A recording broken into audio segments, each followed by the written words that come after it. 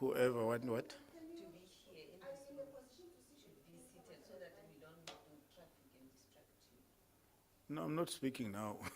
No, security it shouldn't be traffic.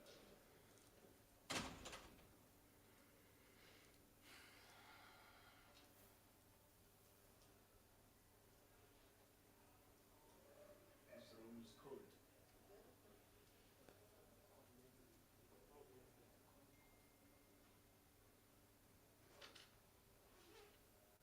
I know something. Oh. Special force. 23 is fine. Yeah? 23 is fine over there. As long as it's warm. If 23 is warm. But everything's looking on my side, so good. No, I'm waiting for them to respond to the parliament, the ICT. So you're basically seeing that this at the Yeah, I moment. see the It mic. did pop it up. And Mr. Manuel Roger. When you talk now, it did pop up there, so you can just monitor from there. But I wanted us to test the phone. Who are you? How would you be hearing on that side? Because we can hear you.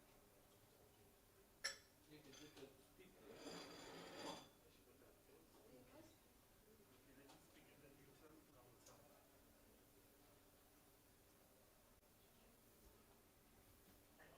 Is it clear? They can see him, no? And the sound is clear. We're testing the sound. Just talk there. Are we clear that side?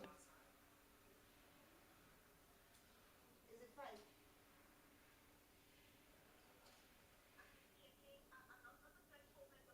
Oh, you're checking that I can hear, no? Okay.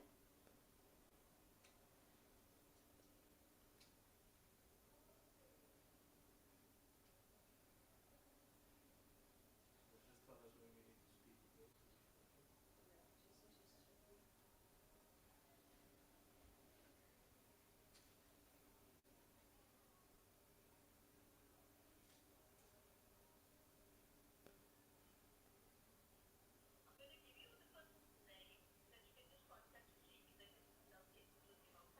Okay, okay. What's the number? But why you Oh, you sent it to us. We just come to Okay. connect. We're soldiers, you know. Yeah, I'm on WhatsApp. Yes. Command comes from, we don't know what's happening, execute the command. Because this thing was going to use my iPad and speak to Parliament, nothing else, including pants. Yeah, me, The usual way. Because why then this, all these things?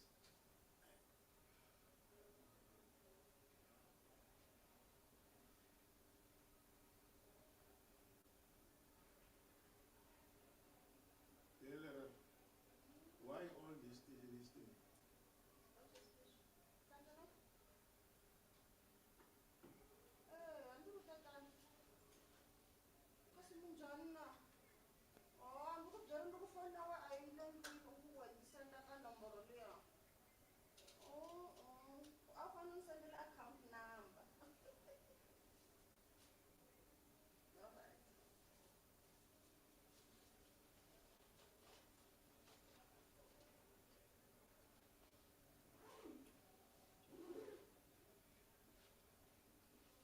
on chat, you know, disable chat. Yeah. It's much easier to just type in there, but they disable shortly and there. So manje thina sibukela kuphi lokho? Where to connect, where to watch? Watch on the screens. We'll change it once you're done speaking, because magic moves are So where do you watch it outside? on the screens. When the minister is presenting what do Yeah. we'll hear On the this screen, yes. You'll watch it, you'll see the volume will come from the speaker.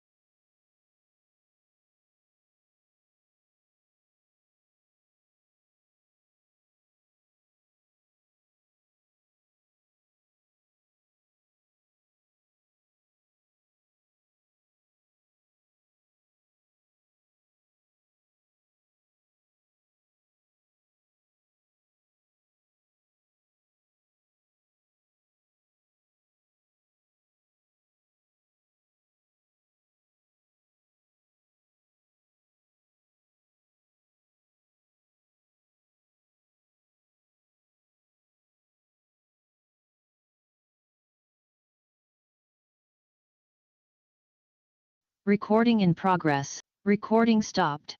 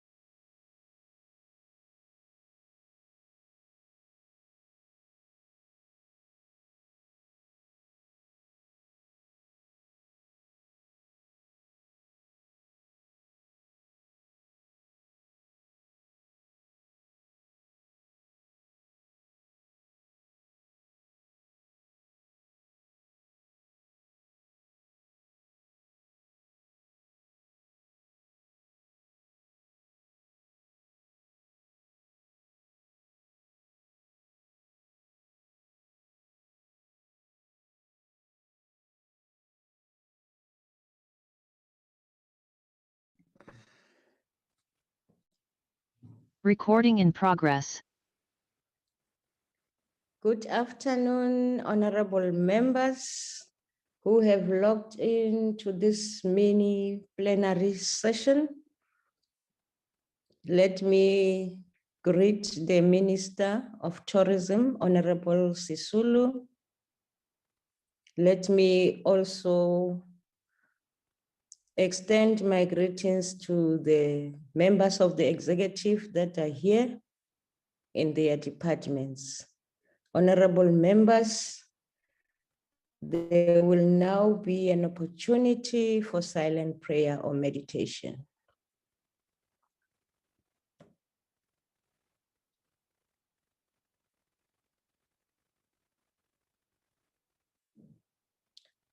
Let me thank you very much.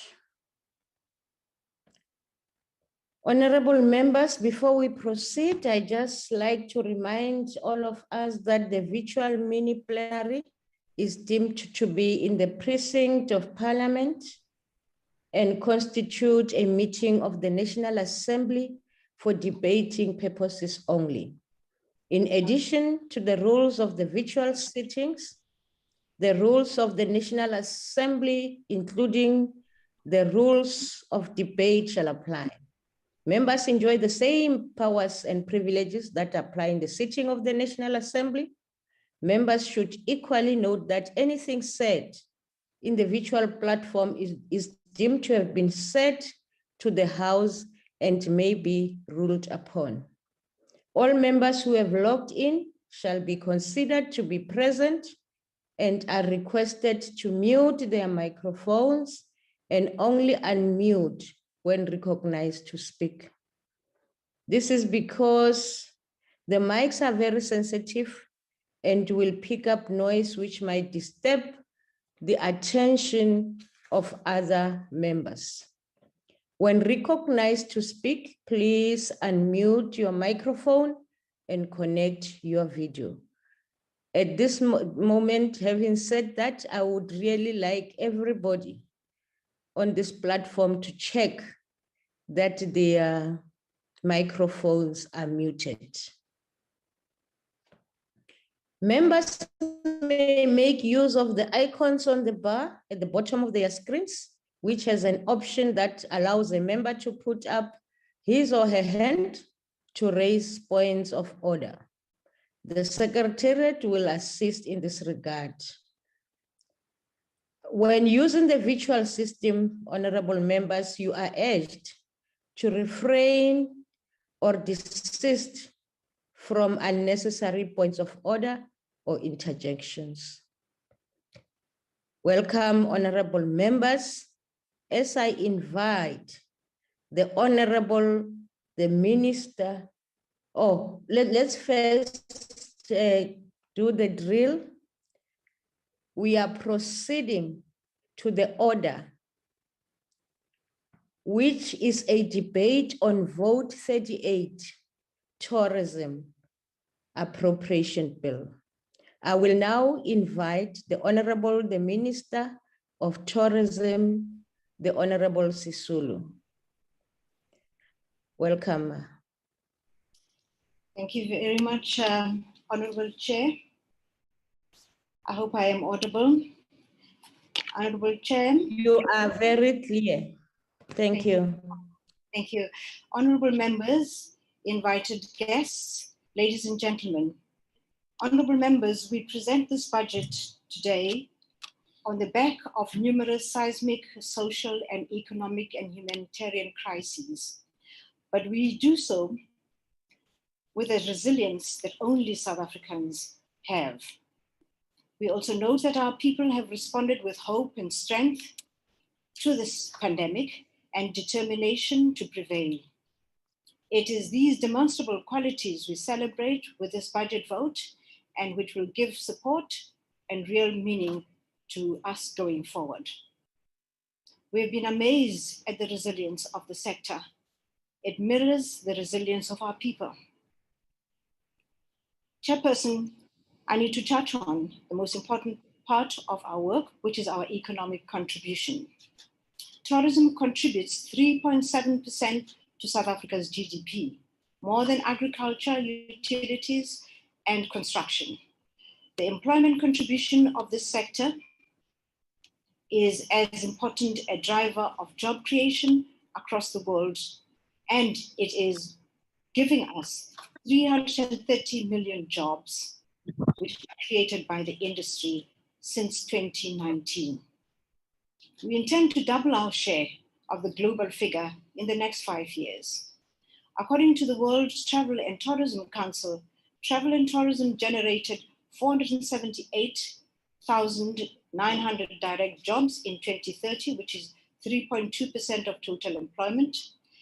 And total contribution of travel and tourism to employment, direct and indirect, and induced was 987,400,000 in 2020, 6.5% of total employment compared to the 1,460,900 jobs in 2019, which was 8.9% of the total employment in our country. This is up by now by 32% of the drop in the travel and tourism in South Africa, precisely because of the situation that we're in.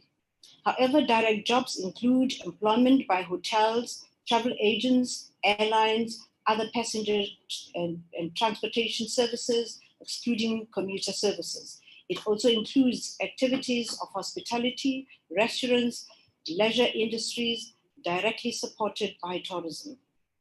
In the wake of the devastating global decline in tourism due to the restrictions as a result of COVID-19, let me remind you of the importance of tourism in the South African economy.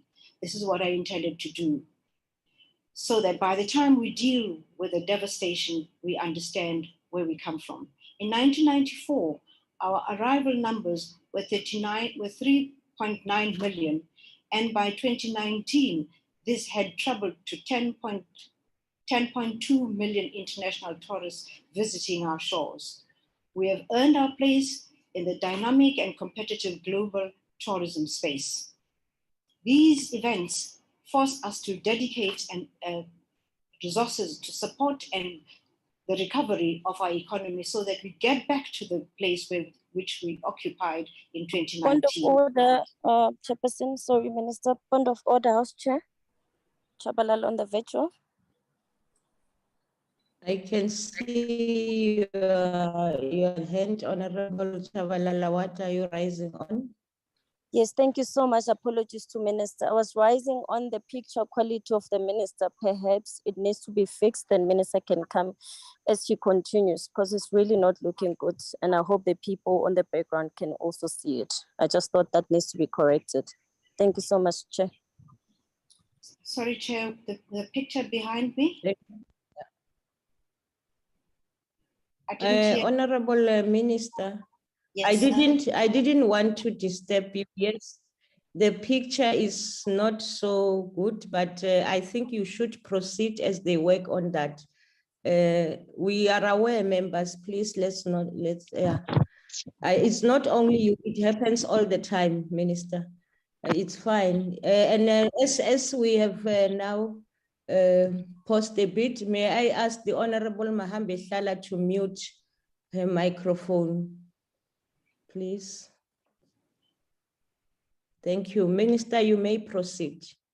Well, I'm very sorry about the quality of the picture. I suppose this is part of what we are going through in COVID. I was going to say that these events, such as we've undergone, force us to dedicate resources to support the recovery of our economy and especially this tourism industry. Importantly, they challenge us to answer the question, how do we build an inclusive and resilient tourism sector and economy, which as it grows will ensure the participation of women and young people in a meaningful way. The floods in KwaZulu-Natal have also announced the sobering reality that climate change is here. The unpredictable and dramatic weather conditions will affect our sector especially, and have affected our sector, as we have seen. And we should be intentional in our planning and in our budgeting in a way that demonstrates our unawareness of the changes in our world and a sensitivity to the conditions and vulnerability of our people. We cannot be reactionary.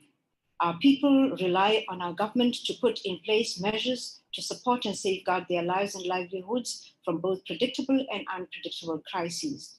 This budget we present today makes a bold statement in this regard. We want to look forward and make sure that at all times we're able to predict the kind of unseen and unforeseen crises that we've just had in KwaZulu-Natal. To go back to COVID-19, like a bolt of fire from nowhere, our bustling tourism was brought to a sudden halt with the advent of COVID-19. The impact of COVID-19 was immediate and absolutely devastating for us. In 2020, the sector saw a massive decline in foreign arrivals and revenue. The arrivals decreased by 72.6% in 2020 relative to the figure that we had in 2019, which was 10 million people in 2019, and with an estimated further decline of 2021, which would be 2.3 million. The contribution to our GDP decreased from 3.7 million in 2019 to an estimated 1.3 million in 2020. Estimated declines on direct employment in the sector exceeded 36% in 2020 compared to 2019. On the supply side, we observed losses in key tourism products and services, affecting gains made over the years to diversify South Africa's economic offerings and through tourism, with particular painful losses to SMME sectors.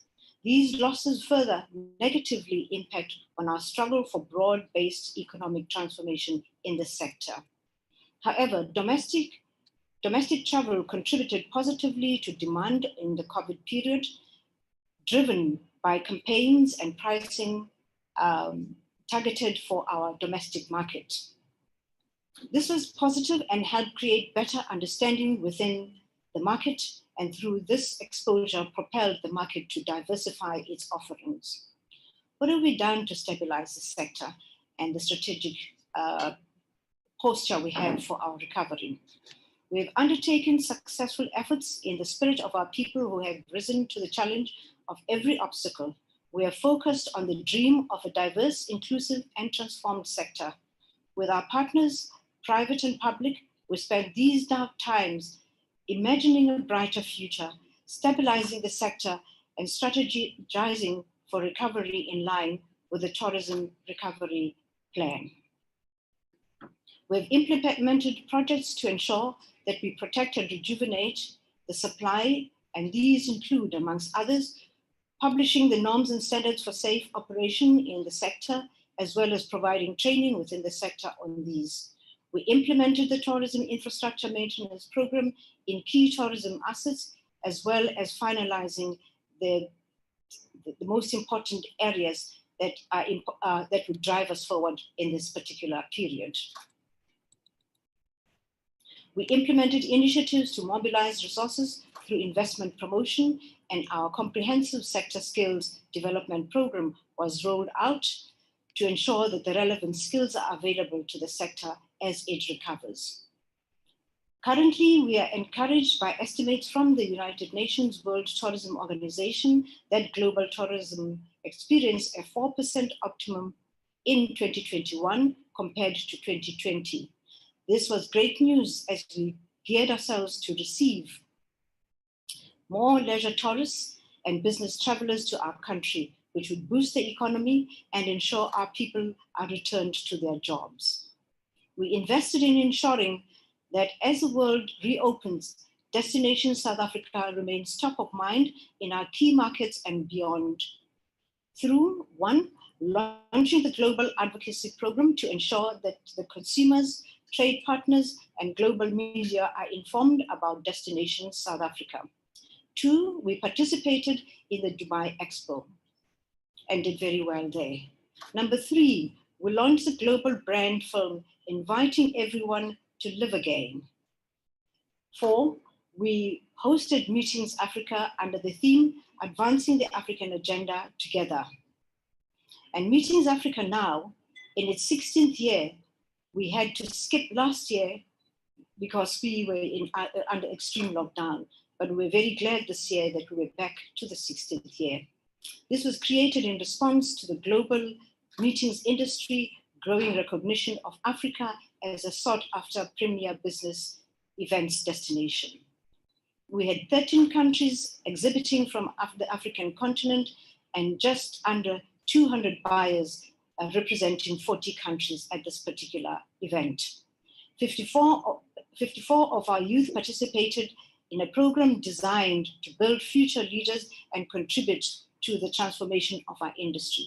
We had 24 South African leading representatives and SMMEs to the sector, and a stabilizing sustainability village that showcased the work of some of the best of the crafters that we have in our country. Various campaigns focused on the domestic market to encourage South Africans to enjoy the beauty and heritage of home that we are able to offer.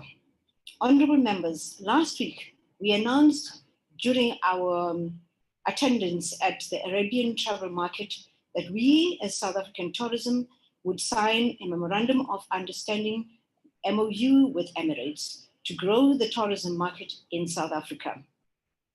We indeed did sign on this Memorandum of Understanding, and we're very proud of the steps that we've taken so far. Air travel is a key pillar for South Africa's tourism recovery, and we expect that this will boost visitor arrivals. It will promote tourism and inbound traffic to South Africa from key markets across the Emirates network. We are also working on a memorandum of understanding with Qatar, which will be hosting the World Cup this year, to consider us as a hub for the World Cup. The Middle East is a critical market for South Africa, so the collaboration will be a very important and instrumental one in ensuring ease of access to and from South Africa for travelers from this region, and will assist us in elevating our trade efforts. The turnaround in the performance of the sector, although from a low base, is apparent for all to see.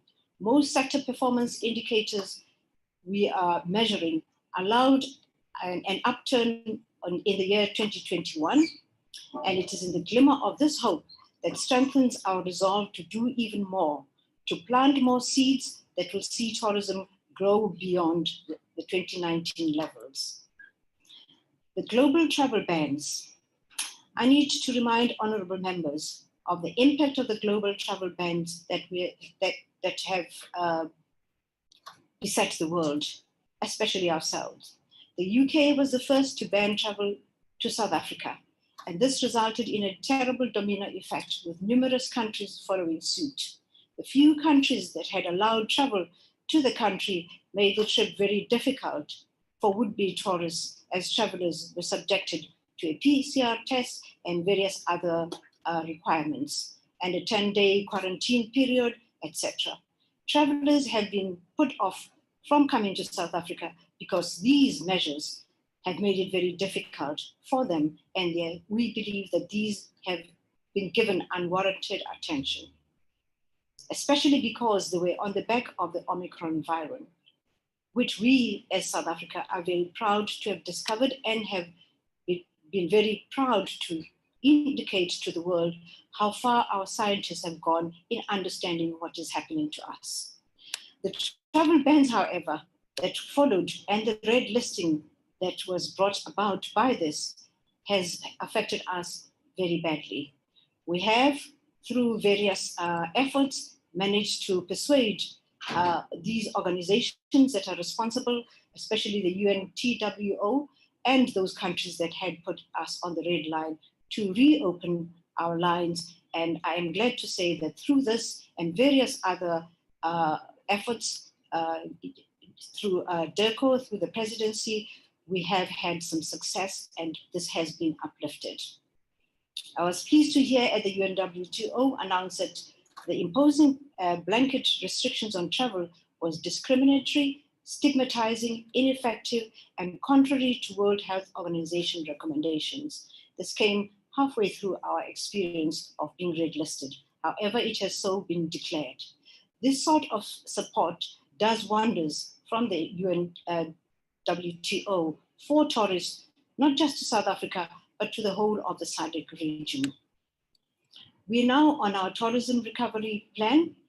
The tourism sector recovery plan is a collaborative sector plan which was worked out jointly by all tourist players and adopted by Cabinet in April 2021 as part of the country's overall economic recovery from the pandemic and to ensure recovery of the tourism sector, including economic growth and job creation.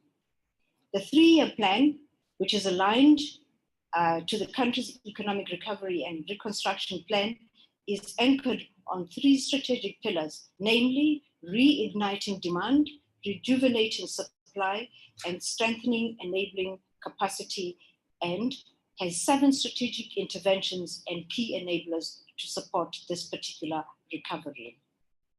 Of the 3 pillars of the plan, reigniting demand is our major focus area, as we believe that getting people to travel will, in the end, ultimately allow tourism to recover. We have acted decisively to restore confidence in the greater tourism and hospitality sector to overcome the global challenges resulting from COVID-19, and the South African tourism industry is already seeing improved traveler confidence. We set the tone for collective recovery of the sector after 19 months of travel restrictions, when South Africa hosted the first ever African Travel Tourism Summit in Durban in September 2021, which afforded the Meetings Africa and Africa's travel in Indaba communities, a platform to engage Africa and Africa's travel. Chair, I've been cut off.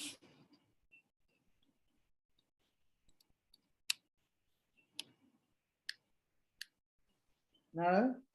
Chair, Houseperson, you've cut me off. Honorable Minister, you are still on. I don't know. It's just that background is so, now we can see just the red space. Chairperson, this is so unfortunate. But these are the effects of the lockdown and the environment under which we work. Okay. If we can, they can just bring you to the screen. Okay, yeah, you can proceed when you have muted your video. I think it's fine. Your mic is still on, you may proceed. Can you see me, Chair? No, your video is muted now, Minister. Yeah, there's very little I can do about that. No, just proceed and conclude. Okay. And just proceed and conclude. I will bring my face up again. You'll be left with 1 minute because this time that we are speaking, we are pausing even the clock. So I will, when I bring my face, you must know you have 1 minute left, but you may proceed without the video. Thank you. We've acted decisively to restore confidence in the greater tourism hospitality sector, to overcome the global challenges resulting from COVID-19 pandemic, and the South African tourism industry is already seeing improved traveler confidence. We set the tone for collective recovery of the sector after 19 months of lockdown. And what we did was to make sure that we get together with our chair, sorry, there is a connectivity problem. Get together with our main customers, and we have had a session where we have had key interventions which we spearheaded to get the sector moving again and reignite demand. And these include championing the removal of the red list, which I have already dealt with.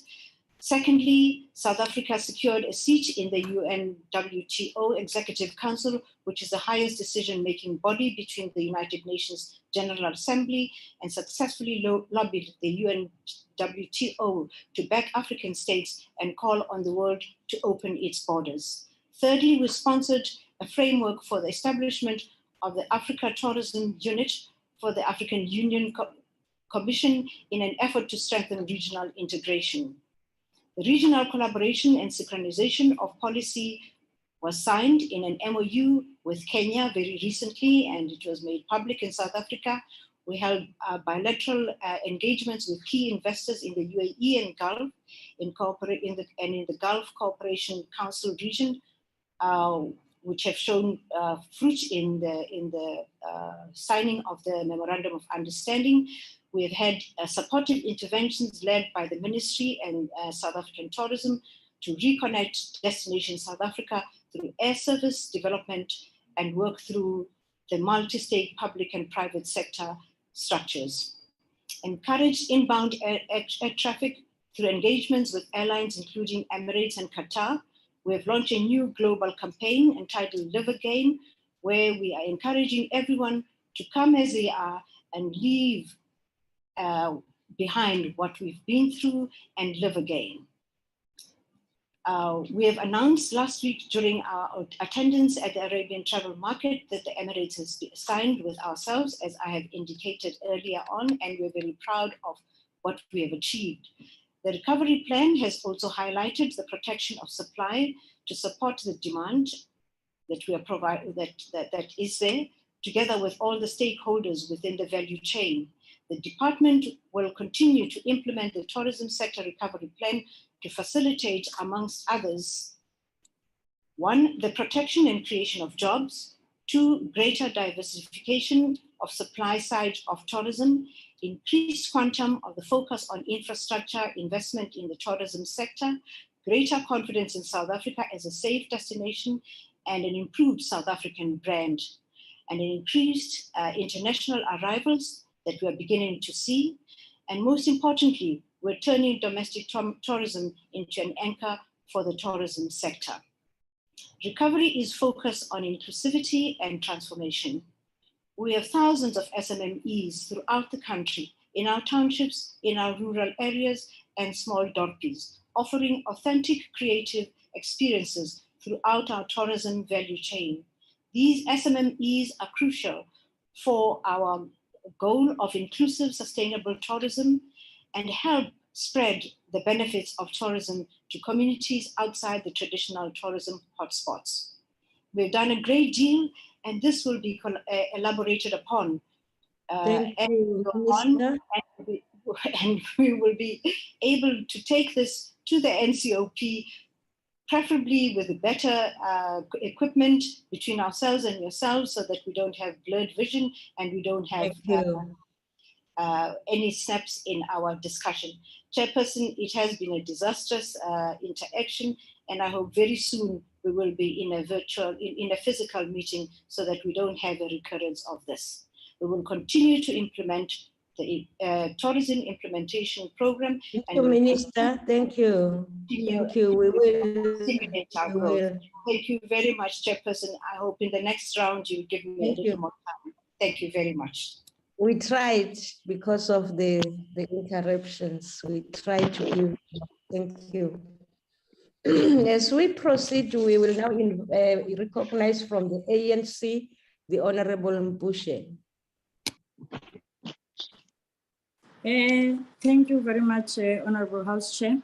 House Chair, honorable members of this august House, I greet you and all fellow South Africans. Giving his renowned speech, I'm an African, in 1996, former President Thabo Mbeki said, and I quote, the evolution of humanity says that Africa reaffirms that she is continuing her rise from the ashes. Whatever the setbacks of the moment, nothing can stop us now. Whatever the difficulties, Africa shall be at peace. As we celebrate this Africa Mountain Month in 2022, we are reminded of the struggle for Africa, which led to the Berlin Conference of 1884 that carved up the motherland among European nations. This heroic event signified the degrading and undermining of Africa and her people by the colonial powers. Lest we forget the protected struggle of our land. Now more than ever, we need to unite to build a better Africa for all.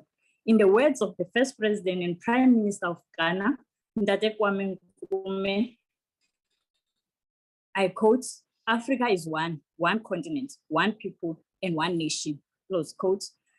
Honorable members, I rise on behalf of the African National Congress to support the budget vote 38 on tourism. I do so mindful that the painful and difficult struggle to transform our economy so that it serves all our people continues. Ntate O.R. Tambo once said, I open quotes, the first fight for freedom must go on until it is won. Until our country is free and happy and peaceful as part of the community of men, we cannot rest, close quote. In spite of the setback, and the ANC remains committed to finding intervention that promotes a developmental growth path to create more decent jobs. The COVID-19 pandemic has posed a great threat to our efforts to meet the National Development Plan target of halving unemployment by 2030. Evidently, the tourism sector bore the brunt of the harsh impacts of the COVID-19 pandemic.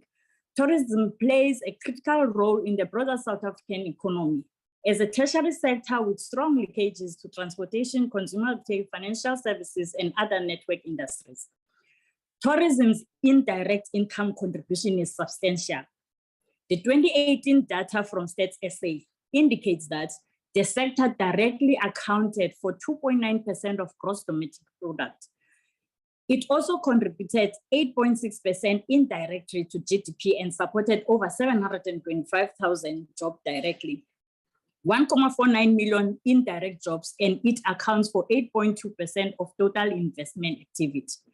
Whilst our nation was looking forward to the intervention announced by the president in his 2018 State of the Nation address to double the tourism sector, COVID quickly watered down our efforts. According to the Tourism 2020 report released by Stats SA, foreign arrivals dropped by 71% from just over 15.8 million in 2019 to less than 5 million in 2020. The lockdown and travel restrictions that were imposed while helping to curb the spread of the pandemic and spare the lives of our people had dire implications on the economy, particularly the tourism economy. Allow me, Honorable House Chair, to thank His Excellency, the President, Tate Matamela Cyril Ramaphosa, and our government for easing lockdown restrictions supported by scientific evidence, and also the rollout of the vaccines. The ease of restriction has allowed more time for business operation, and this enhanced our efforts for recovery. As the ANC were of the view that South African tourism should quantify the absolute value of the African market, especially the regional market, thereby creating packages most suitable for the African and regional markets. As such, honorable members, we welcome the Memorandum of Understanding signed on the 11th of May 2022 between Emirates and South African tourism to jointly promote tourism and boost visitors' arrival inbound traffic to South Africa from key markets across Emirates network. The meeting, exhibition, conventions, and incentives sector is critical for the growth and recovery of tourism in South Africa.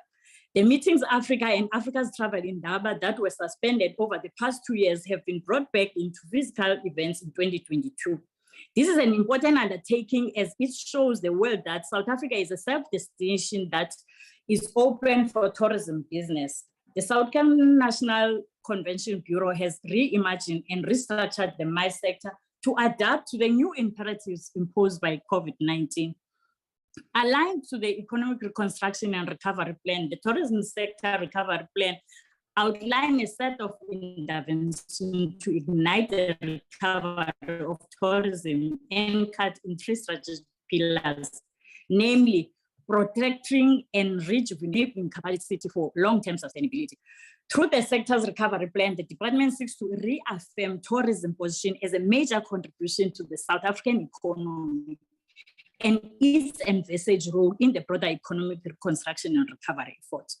In line with the President's commitment in the State of the Nation address early this year, the department's 2022-23 budget allocation amounts to 2,491.6 billion, of which 370.8 million is allocated to fund COE. An amount of 550.4 million is budgeted for goods and services, 1,565.6 billion for transfers and subsidies, and 4.8 million for the payment of capital assets. The African National Congress welcomes the increase in the budget allocation in Program 2. From 1,382.7 billion in 2021-22 to 1,416.0 billion in 2022-23. The main cost driver for this sub-program is the transfer to the department's entity, South African Tourism.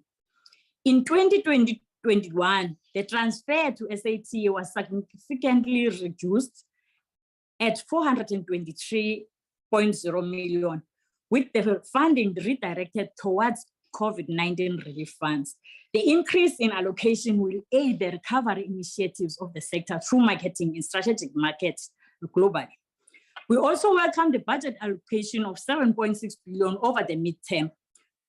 Though inadequate for its mandate, we believe that the department will use it to effect the necessary change we need to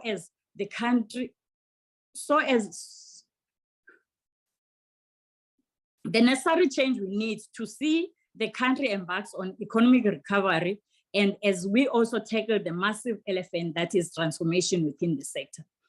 The transformation strategy for the sector adopted in 2018 argues that ownership serves as a critical factor in accelerating the growth and development of business ventures. The amendment Tourism BBEE Code aims to promote ownership by Black people in tourism enterprises through voting rights, shared and Black-based ownership schemes, and even cooperatives. Furthermore, the sector needs to promote more new Black entrants and sustainable Black-owned businesses. While we acknowledge that more work needs to be done to support and uplift historically disadvantaged tourism enterprises, it is not nearly enough. More needs to be done to empower our people and profile our Black-owned products across the country. Villages, townships, and small dorpies need to be the epicenter where tourism products thrive. However, this work is hindered by the likes of the AfriForum, the DA, and the Freedom Front Plus aligned organization that uses the legal apparatus to ensure that they roll back the democratic gains of our government. They are hell-bent at ensuring that our people continue to suffer when they are to be enjoying the fruits of freedom post-apartheid era. These white supremacist defenders of economic apartheid have interdicted one of the strategic recommendations of the Tourism Sector Recovery Plan, which is the implementation of the Tourism Equity Fund. Its aim is the strengthening of sector supply side in a manner that addresses the construction of the sector and advancement of transformation through enabling expanded participation of Black people, women, youth, and people with disabilities in the sector. This initiative is also aimed at bringing together government, development finance institutions, and commercial banks to pool resources for ease of access to capital and operational funding.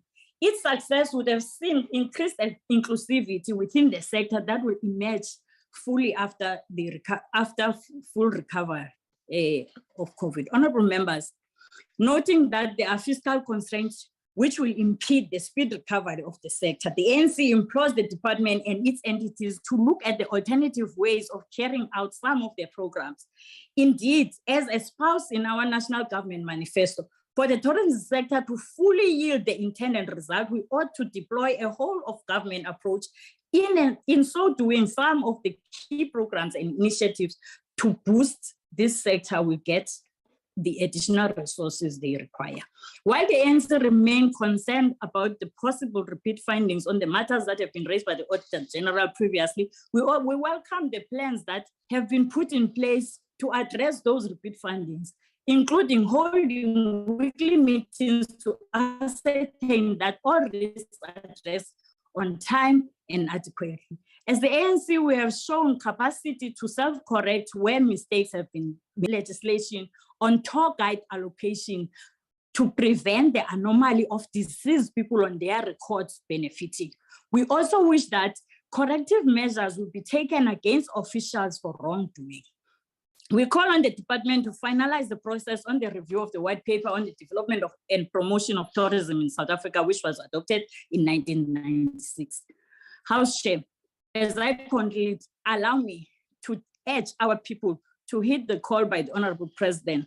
Let's grow South Africa together. I also wish to applaud and thank the Honorable Minister Melin Sisulu and the Honorable DM Tatefish Mashalela for their sterling support to the Portfolio Committee. Also, Chairperson, on a lighter note, I also wish to apologize that there's misunderstanding in terms of the screen of the Honorable Minister. I think it displays that indeed as South Africa, we are a destination of choice. The glitter that is there on your screen displays the vibrancy within the tourism sector in South Africa. Thank you, Honorable House Chair. Thank you, Ma'am Pushe. We now proceed and recognize the GA, the Honorable De Freitas. Thank you, Madam House Chair. I hope I'm audible and you can hear me. You are, yes. Thank you.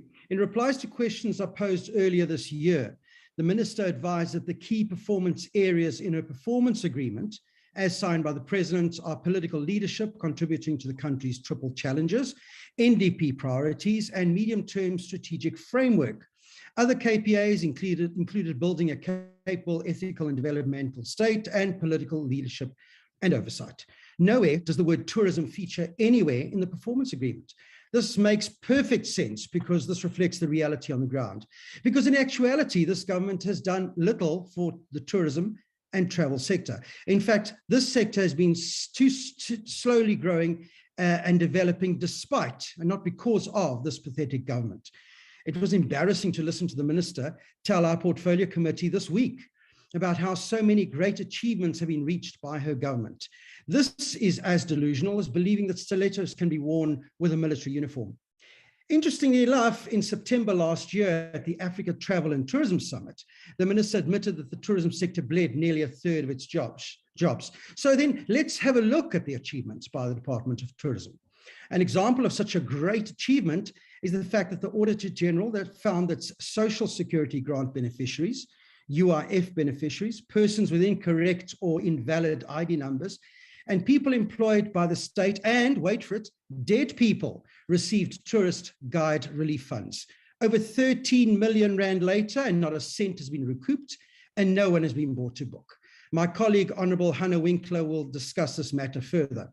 In the meantime, the tourism sector has lost an estimated 470,000 jobs, to this government's illogical, job-destroying lockdown period. Thanks to government's unscientific job-killing regulations, only 37% of employees within the sector were receiving 100% of their salaries in February this year. The tourism sector supports an extensive value chain, including hotel accommodation, restaurants, tourist destinations, transport, airlines, catering, food and beverage companies, tour guides, registration and support staff.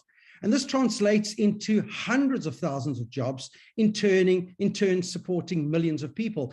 But this government clearly doesn't care about this. In February, the online accommodation portal AfriStay conducted a survey with its 15,000 travel accommodation establishments and found that the devastating effects of the destructive lockdowns still linger in South Africa today. This independent survey found that only 1 in 3 travel establishments say their businesses has returned to normal. 41% of establishments said the businesses are still severely impacted. Only 53% of establishments have returned to their normal staffing levels. 1 in 3 establishments are still operating with less than half their usual staff. When South Africa entered its lockdown period in March 2020, it was initially expected to only last for a few weeks at most. However, South Africa's borders remained closed to all but essential travel until mid-August, as well as cross-border boundaries was also not allowed to be crossed. Not only had international travel been cut off, local tourism and business travel was also not permitted by this government.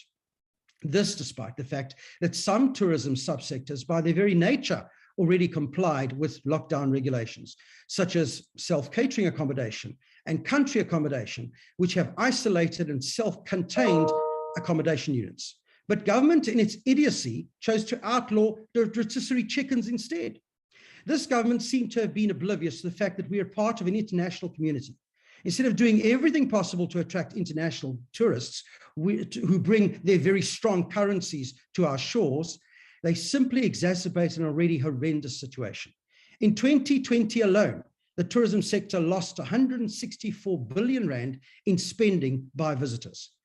Policy uncertainty and contradicting policies ensured that, for example, one of our largest markets, the United Kingdom, kept us on their red lists for 10 months, costing our economy around 7.9 billion rand last year alone.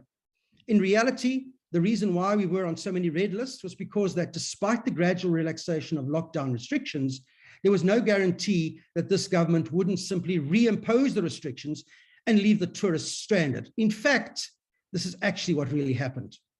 This government still doesn't understand that it is the private sector that is actually building tourism and bringing visitors to South Africa.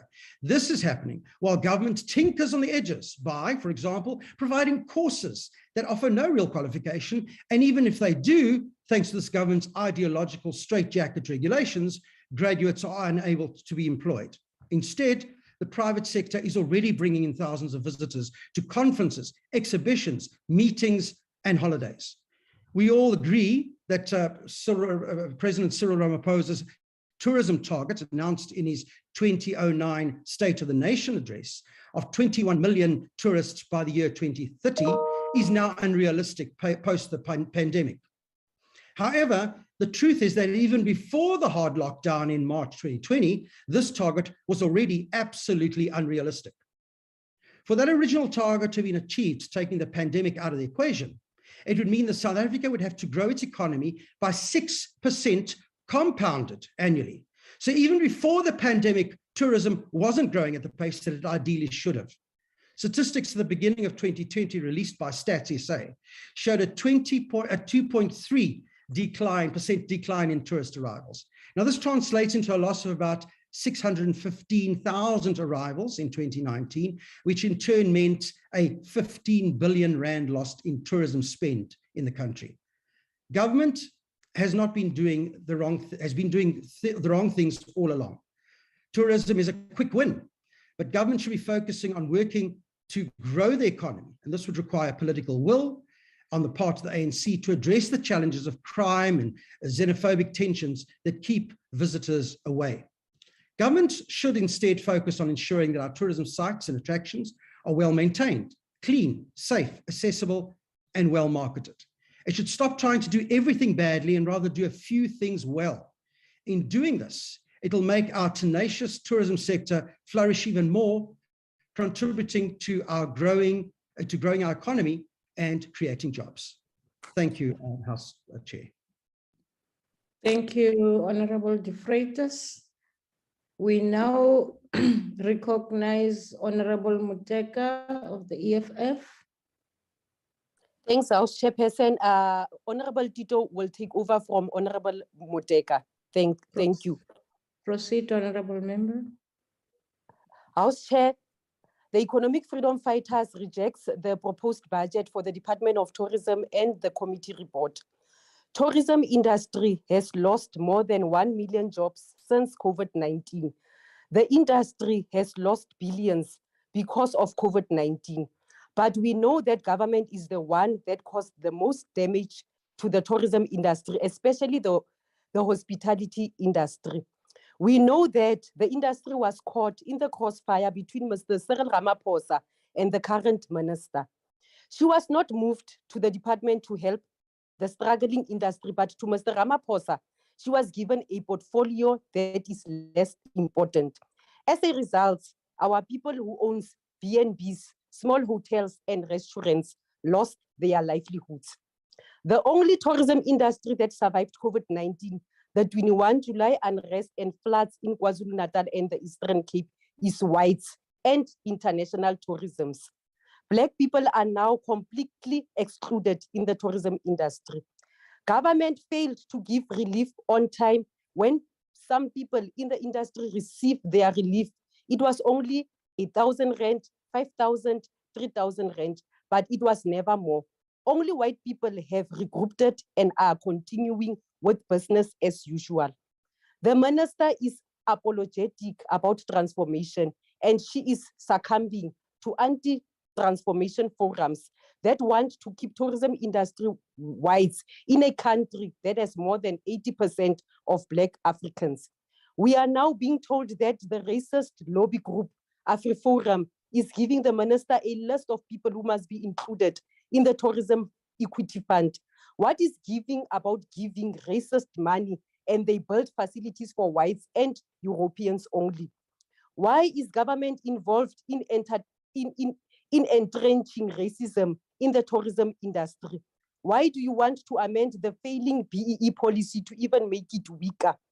House Chairperson, the people of KwaZulu-Natal have suffered unbelievable loss of lives, loss of livelihoods. It is a crime that government across all spheres has not quantified the cost to assist the tourism sector. It is almost 2 months now, and the people are still waiting on government for assistance. There is no communication.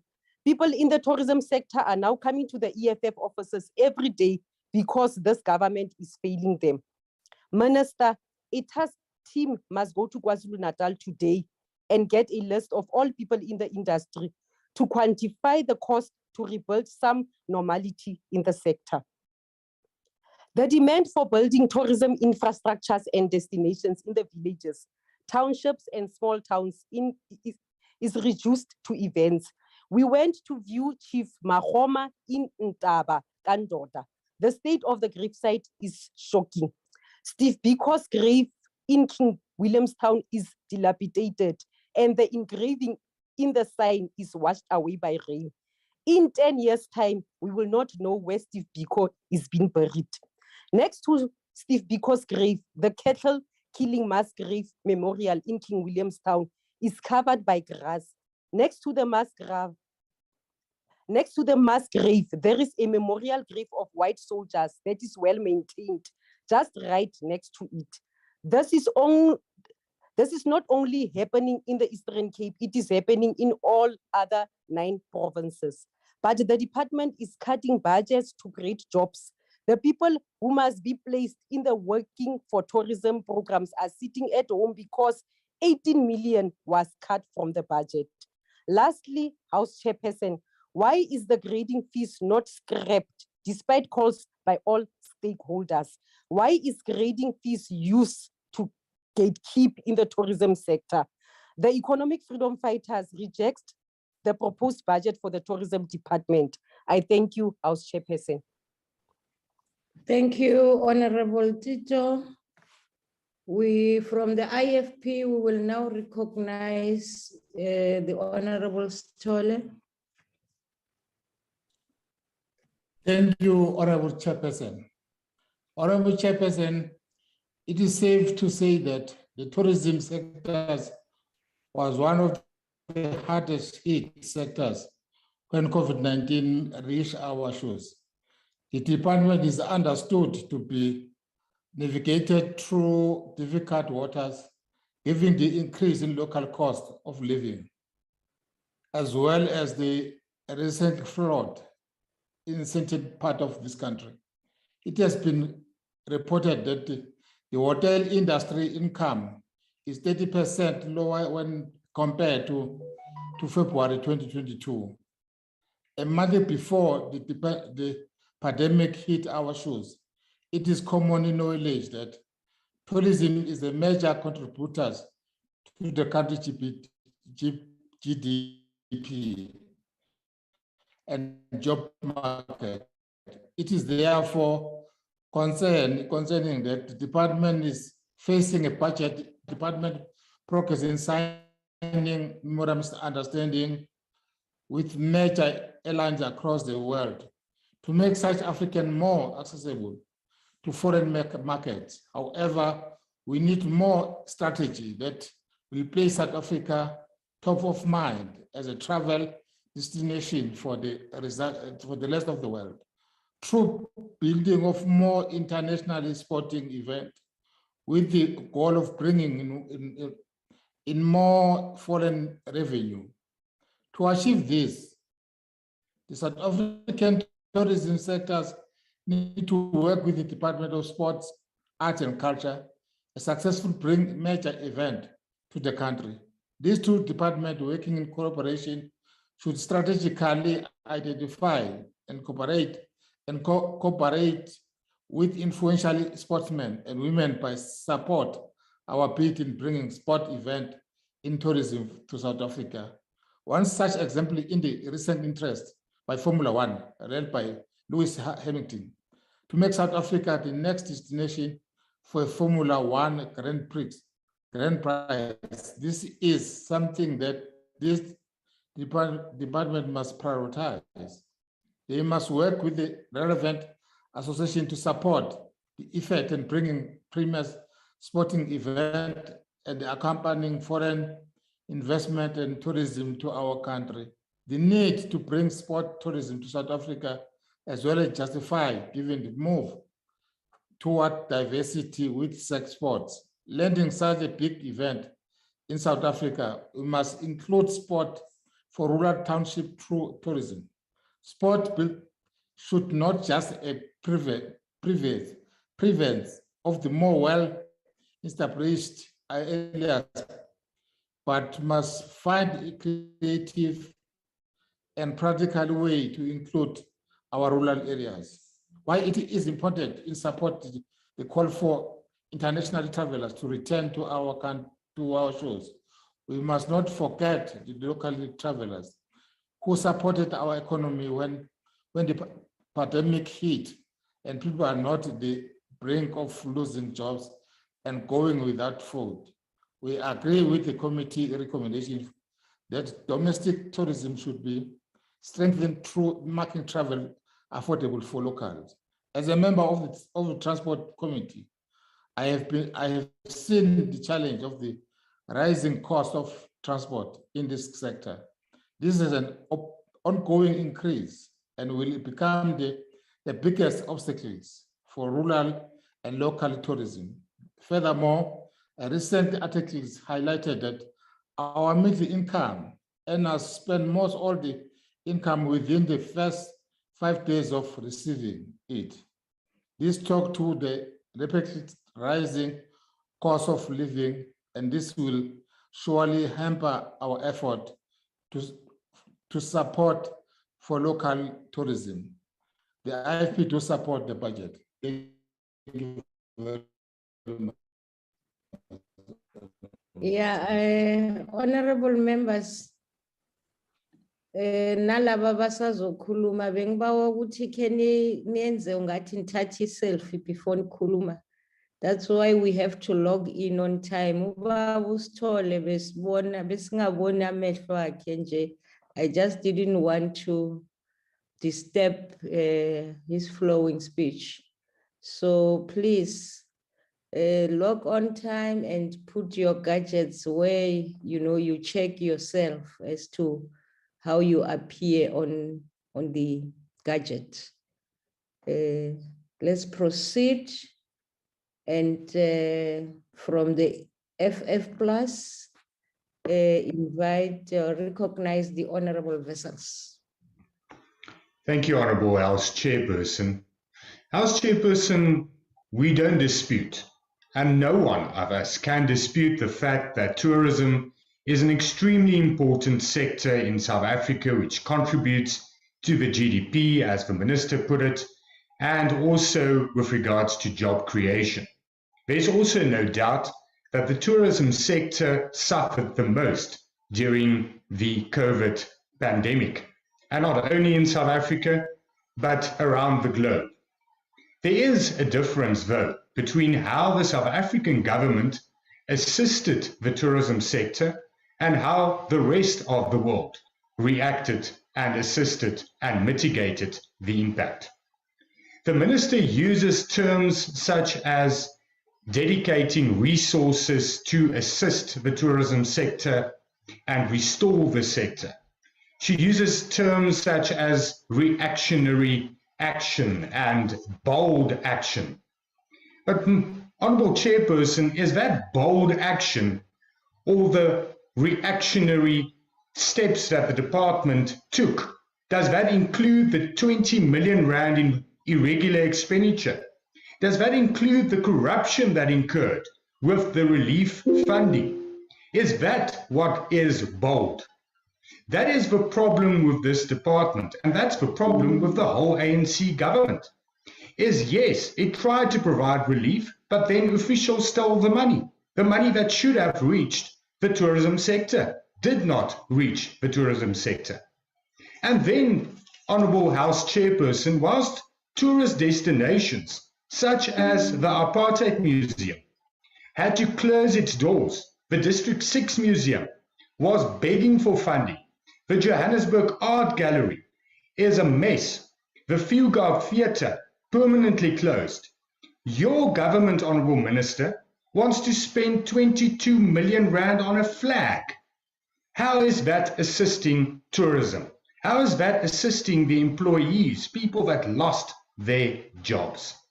And let me for a second, Honourable Chairperson, address the Honourable Mpushe, who talks about our people who will continue to struggle. And as I do not understand who is the our people of the ANC or the ruling party, I will assume that she's saying that the our people is black people. Then I want to tell the Honourable Mpushe, when she refers to black economic empowerment, that the criteria used by the department did not only have a detrimental effect on white owners of the tourism sector, but also had a detrimental effect to millions of black employees of those hotels, guest houses, bed and breakfasts, and so forth, who did not receive any relief funding. You do not think further. That's the problem. And Honourable Chairperson, The problem is the ANC's wrong priorities, mismanagement, poor service delivery, and corruption. But one cannot be completely flabbergasted by that if one takes into account the minister's complete disregard and her attitude towards the Constitution. Then one can understand why the ANC government does not take their constitutional obligation to provide services to people Honorable so member, that there thank you. can be tourism Your time is now up. and disregard it. I thank you. Thank you. I will now invite the Deputy Minister of Tourism, the Honorable Mahlalela. You are recognized. As I hand over to the co-chair, Honorable Kasa, to preside over the mini plenary. Thank you.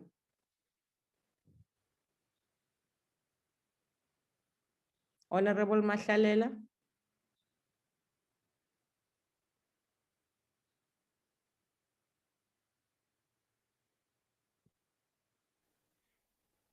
Is Honorable Mahlalela? Yes, you are here. Your mic is open, but I can't. No, thank you, Honorable Chair. Can you hear me? I can hear you, though I can't see you. You just muted yourself now.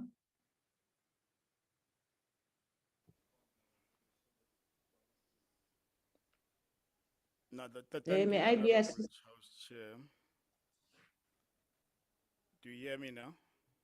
We can hear you, but are you not going to show yourself? Do you have problems? If we may proceed in that way, I don't have a problem. We don't have access. They must give access to the host. To the so I video. don't have the one. Yes. Okay, but you may proceed if you still having problems as they work on it. You are recognized, Honorable Deputy Minister.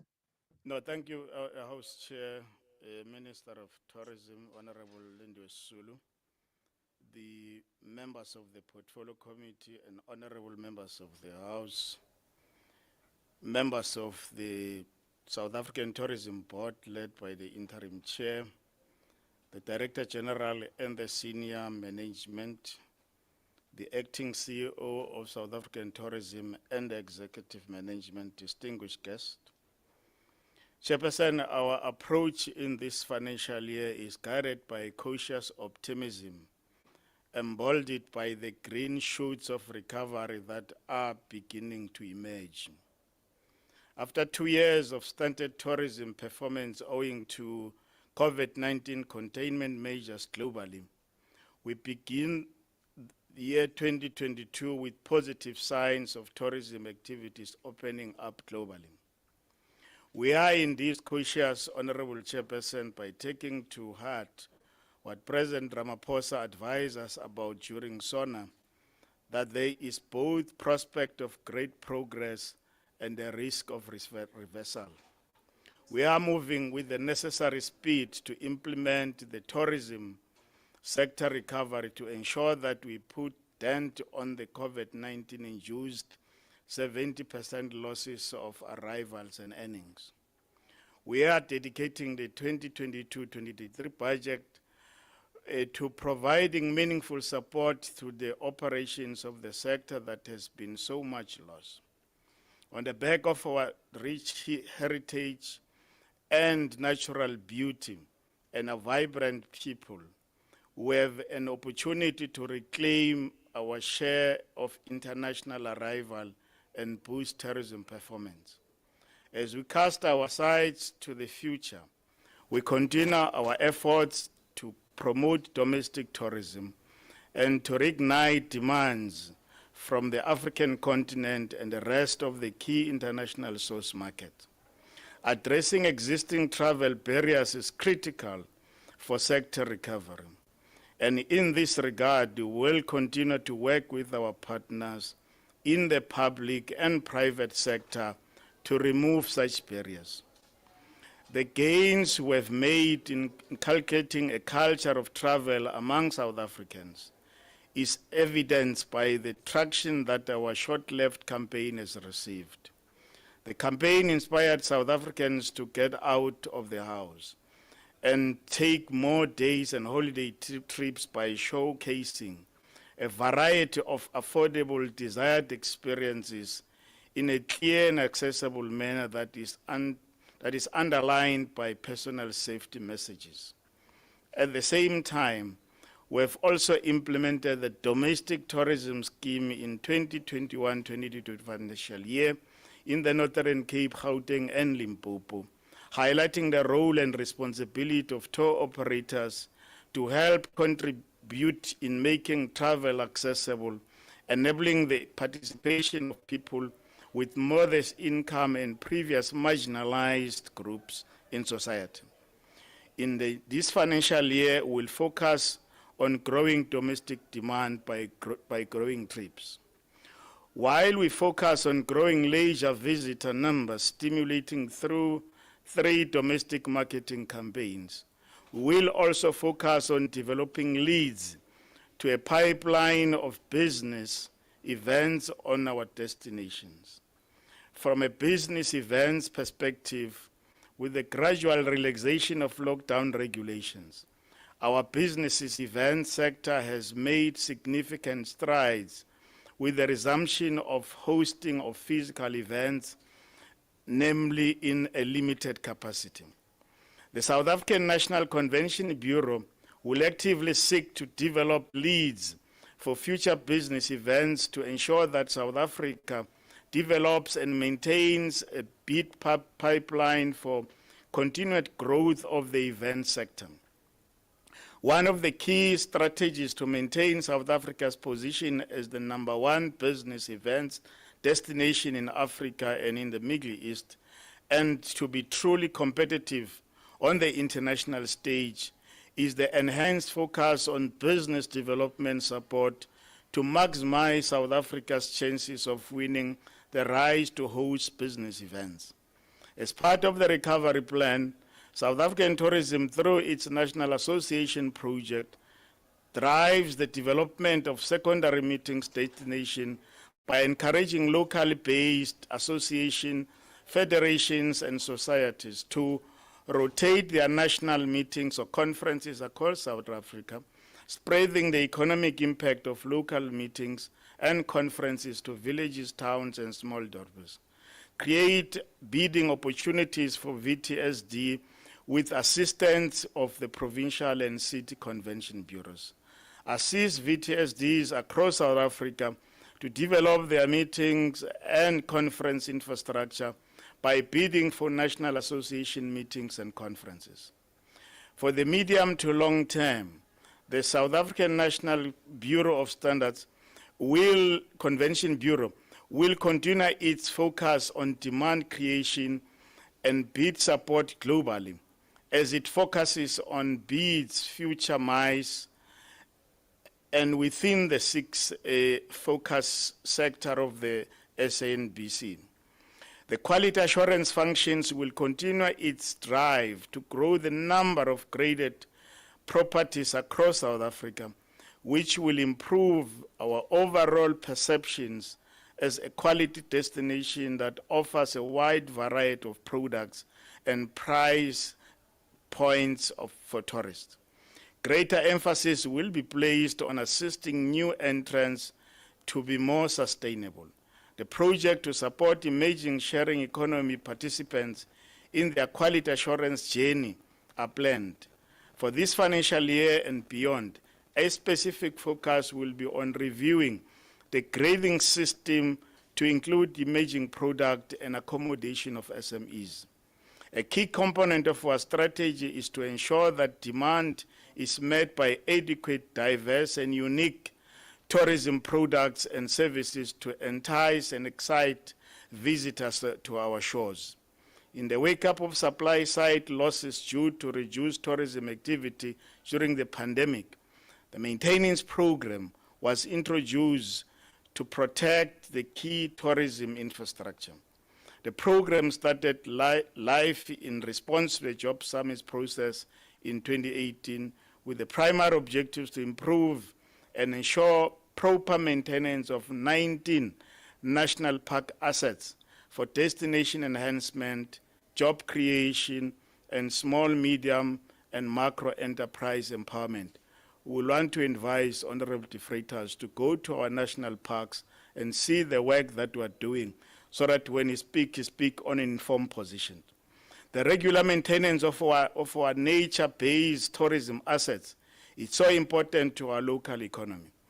Well-maintained attractions are critical to improve our tourism infrastructure supply and also enhance the visitor experience.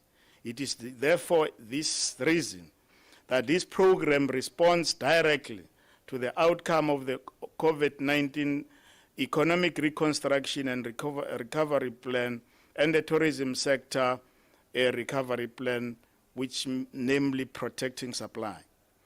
Total cumulative employment created by the program was 857 with an expenditure of about 82 million by mid-March. The contractors overseeing the work have progressed through at least one level in their grading, allowing them to bid for bigger contracts going forward. Some have progressed through more than one. Given the nature of the parks, the program was predominantly rural, benefiting communities and participants in proximity to the parks, many of whom have hitherto felt that they do not benefit from the parks.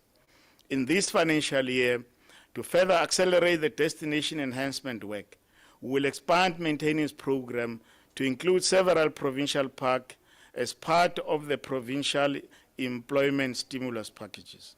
We are implementing youth skills development program nationwide, leaving a dent on the scourge of unemployment and consequential social strife. The various training programs being offered focus on the intervention to improve visitor experience and are based on industry demand on the skills. They are implemented in partnership with private and with the objectives to contribute towards poverty alleviation through payment of stipend, placement of learners in the tourism and hospitality establishment, thereby granting them exposure to job opportunities and income generation. At the conclusion of these programs, the learners are provided with accredited or recognized certificate and are well positioned to further their studies at TVET colleges.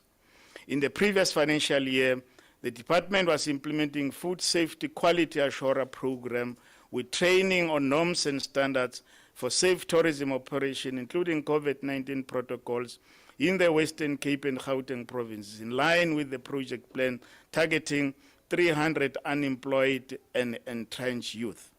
About 300 unemployed and retrenched youth in 2021-2022 financial year benefited from the chef's professional crockery training on norms and standards and safe tourism operation, including COVID-19 protocols in Free State and Northern Cape provinces in line with the project plans. Whilst also 300 unemployed and retrenched youth are targeted for this financial year for the same training program in Northwest, Free State and Northern Cape. Hospitality Youth Program Food and Beverages was implemented in KwaZulu-Natal, Western Cape, Northwest Gauteng and Mpumalanga provinces was finalized. 340 youth are currently being trained or active in the program in Western Cape, Eastern Cape and Northern Cape. Hospitality Youth Program Food and Beverages with training on norms and standards for safe tourism operation, including COVID-19 protocols, will be implemented in nine provinces, and about 1,000 youth are targeted for this financial year. The wine service training program with special focus on the norms and standards on safe tourism operation, including COVID-19 protocols, was implemented in KwaZulu-Natal, Western Cape and Northern Cape, in line with the project plans for 252 unemployed youth. About 30 chefs were taken through a recognition of prior learning process for qualification and destination. The project is aimed at recognizing the experience of chefs who do not have formal qualification. The chefs undergo an RPL process and get awarded an NQ level 5, a artisan chef qualification by South African Chefs Association. Capacity building workshop focusing on a number of critical tourism issues, such as raising awareness on tourism program, incentives and business support programs, were conducted on rural communities in Limpopo, at Waterberg, Vembe and Mopane district, and Mpumalanga at Grisbande and Kangala district, Western Cape at Overberg district. In total, 9 sessions covering 395 participants were held. These initiatives will be expanded to cover the other remaining provinces during this current financial year. Over 3,000 learners and students participated in the National Tourism Career Expo 2020-21, and 80% of these learners came from Gauteng as the host province.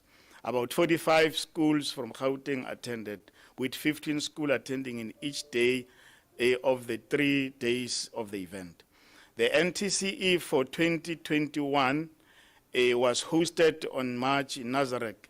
The NTC positioned tourism as a career for choice for learners and students. The date for the NTC 2022 has been announced. We'll be working with other provinces for their own provincial career expo. In 2021-2022, a total number of 1,178 of educators participated in the Educator Development Program. The objective of the program is to ensure that tourism and hospitality educators are capacitated on the latest tourism issues and exposed to the sector. In order to capacitate a tourist guides, we have just completed phase 1 of the implementation of the Mandarin language training program for 55 tourist guides. With the implementation of phase 2 of the Mandarin language training, we'll be targeting 38 tourist guides in this financial year. These are guides that have made from the phase 1 to phase 2. Honorable Chairperson, plans are already underway to develop an integrated central database to enable the management of tourist guides at both national and provincial level. The database is critical for the discharging of legislated mandates of the 2 spheres of government with respect to growth and transformation of the subsector. In order to introduce efficiencies in the system that provides the sector with skills and development support, 2 knowledge systems will be developed and implemented, namely Tourism Skills and Employment Portal and the Tourism Sentiment. The department will also continue to engage the diplomatic community in sharing information and empowering them on the tourism recovery plan. One of the platforms that the department uses is to advance the implementation of the MOUs that have been signed in partnership with provincial and local government spheres and private sector is the best practice workshop that is held annually. The workshop is targeted at countries that we have signed agreement within Africa and across the globe, creating a platform that the representatives from each invited country and the experts in the field of tourism shares the best practice within such field. Such workshop also allow the South African sides to implement the signed agreement as well as contribute to regional integration. Our development plan calls for a state that is capable of playing a developmental and transformational role. As a result of good governance and zero maladministration become a solid foundation for such an ethical state. Systems of internal controls are vital to ensure integrity. Your time is up, Honorable Deputy Minister. Time up. I'm sorry. Can we now apologize to Honorable Tring of the ACDP and recognize him to take the platform? Over to you, Honorable Tring. Thank you, Honorable House Chair. From the position of the ACDP, there can be no doubt that the last 2 years have wreaked havoc on the tourism industry. According to the United Nations World Tourism Organization, international tourists arrivals fell by 72% from January to October 2020. On a point, Chair, I'm going to ask, please. Honorable Kapa, please. Honorable Kapa, and Honorable Steve Swartz. House Chair, point of order, Mr. Kasa someone is interrupting the speaker. Please allow him extra time. Thank you. To do so, but I'm asking Honorable Kapa and Honorable partner Ganabile.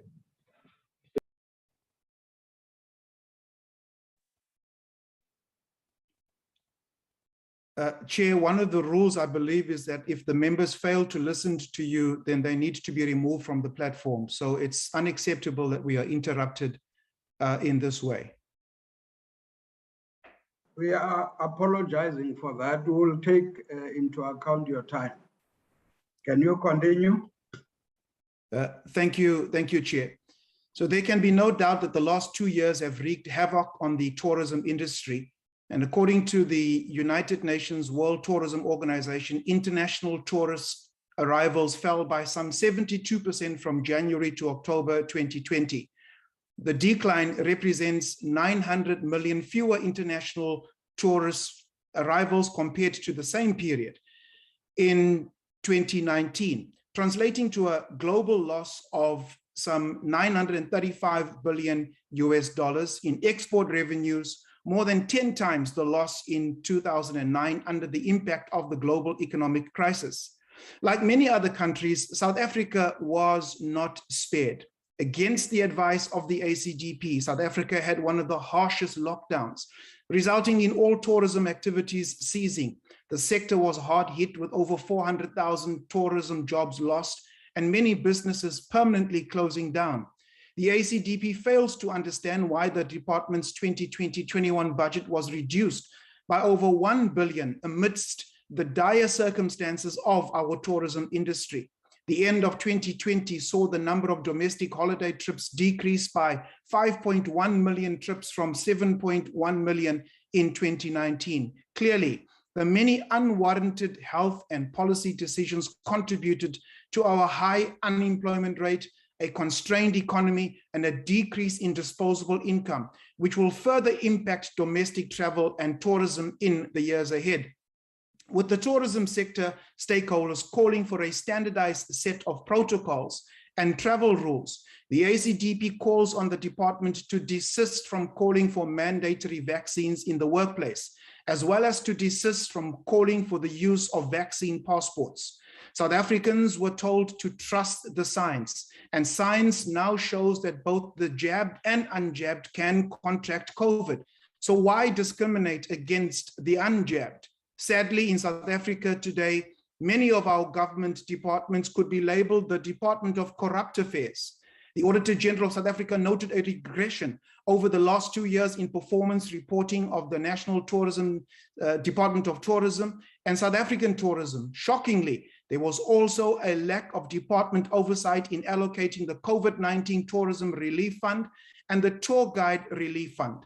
The committee noted a lamentable misappropriation of funds and a lack of robust measures resulting in money being unaccounted for, allowing state-employed persons and others to benefit unduly from these relief funds. This is morally reprehensible, and orange overalls should be the only reward given to those who have stolen from the poor, honest, hardworking citizens and business owners in the tourism sector. I thank you, Chair. Thank you very much. Can I now recognize Honorable Kwankwa of the UDM? Chairperson, thank you very much. Due to government's knee-jerk reaction and some irrational regulations in response to COVID-19, the COVID-19 pandemic plunged the tourism sector into an unprecedented crisis, as more and more sectors, especially in this industry, were expected to close down without any recovery plan put in place to assist them after COVID-19. This is a problem that affects not only businesses that are well established, but also affects businesses that are in the townships that do not have deep pockets or surplus or even reserves to be able to fund their recovery strategies. Minister, for instance, as location, abantu abanye xa uthetha nabo abasokolayo bakuxelela ukuthi ngoku sebehamba bonqetheza kwindawo apho bonakonwatywa khona ngethemba lokuthi bakhona abantu abazawufuna ukungqengqa noba yiyure na ukuze bakwazi ukwenza loo mali incinci ukuze bakwazi ukusurvive, which is a major problem that needs to be addressed. To make matters worse, even the committee report itself does highlight and indicate the fact that the allocated budget to this department is not inadequate to address the current needs of the portfolio, and the department does not have enough funds to facilitate sector recovery to deal with the impact of COVID-19 to the industry. To make matters worse, the department will also not have financial incentives to facilitate the recovery of tourism SMMEs that were devastated by COVID-19. We have seen many businesses close down, particularly because of this challenge which faces them. We are not convinced as a party that the department has a credible, in line with its recovery plan. One of the objectives in the recovery plan does have a credible plan that will be able to give it global marketing program to reignite international demand. We're also not convinced that enough is being done to promote regional tourism in South Africa, let alone local tourism, but regional tourism, especially in instances where South Africans at times tend to be more receptive and welcoming to tourists who come from other countries overseas, but who tend to be hostile to tourists who come from the rest of the African continent, which is what we at times label as xenophobia. Minister, some of us who have had the privilege of traveling around the world have served as ambassadors of South Africa, where we've actively promoted and encouraged people to come and host events in South Africa. Over the past couple of years, a number of events have been hosted in provinces such as Cape Town because we've actively promoted South Africa. But the concern which people keep on flagging all the time now is the fact that violent crime is on the rise in South Africa. Not only that, but when they come to South Africa, what also becomes a problem is that it's only the rural provinces, the monuments, some of the monuments in rural provinces and townships, which can serve as important tourist attractions, have either been vandalized, or even if you were to go to Guguletu, the area Guguletu 7, which used to serve as an important tourist attraction. Remember, your time is up. Including 3 minutes, man. Hi, Nkosi Chairperson. Thank you. Can I now? Can I now recognize Honorable Maneli? Honorable Mbushe, please. Honorable Maneli of the ANC. Thank you, Chair. House Chair, honorable members and fellow South Africans. Chairperson, when delivering her address on budget vote 38 for the financial year 2021, our former minister, Minister Mamoloko Kubayi-Ngubane, indicated to us that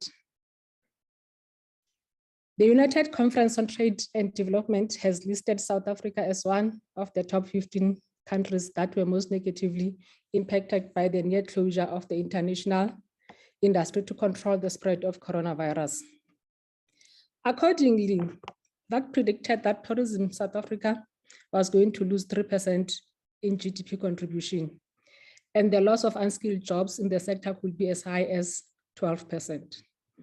House chairs watched these numbers increase by the day, causing a degeneration in the economy and the livelihoods. One could not help but think about many women who are sole providers in thousands of households and what this tragedy meant for them.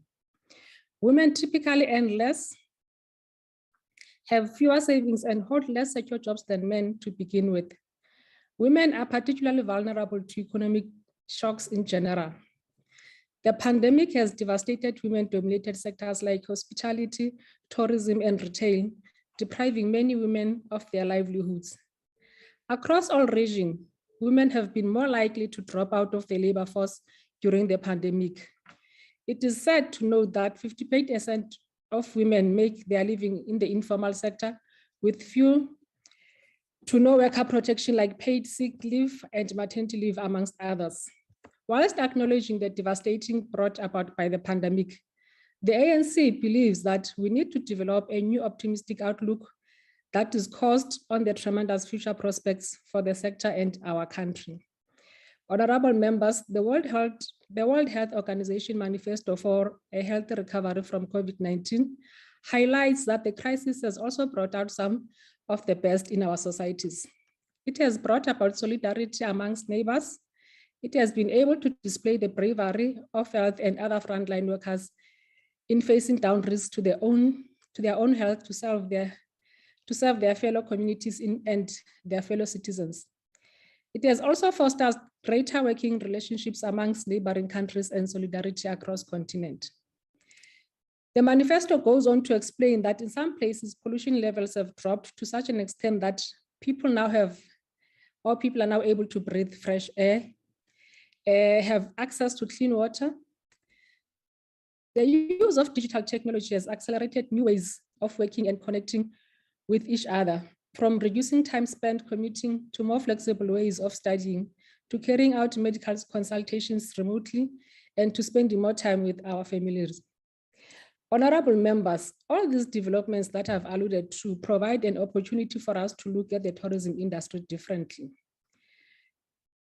Let us treat service delivery, particularly intervention that seeks to revive this industry with the same agency we have treated the pandemic by mobilizing our national resources in government, business, and civil society.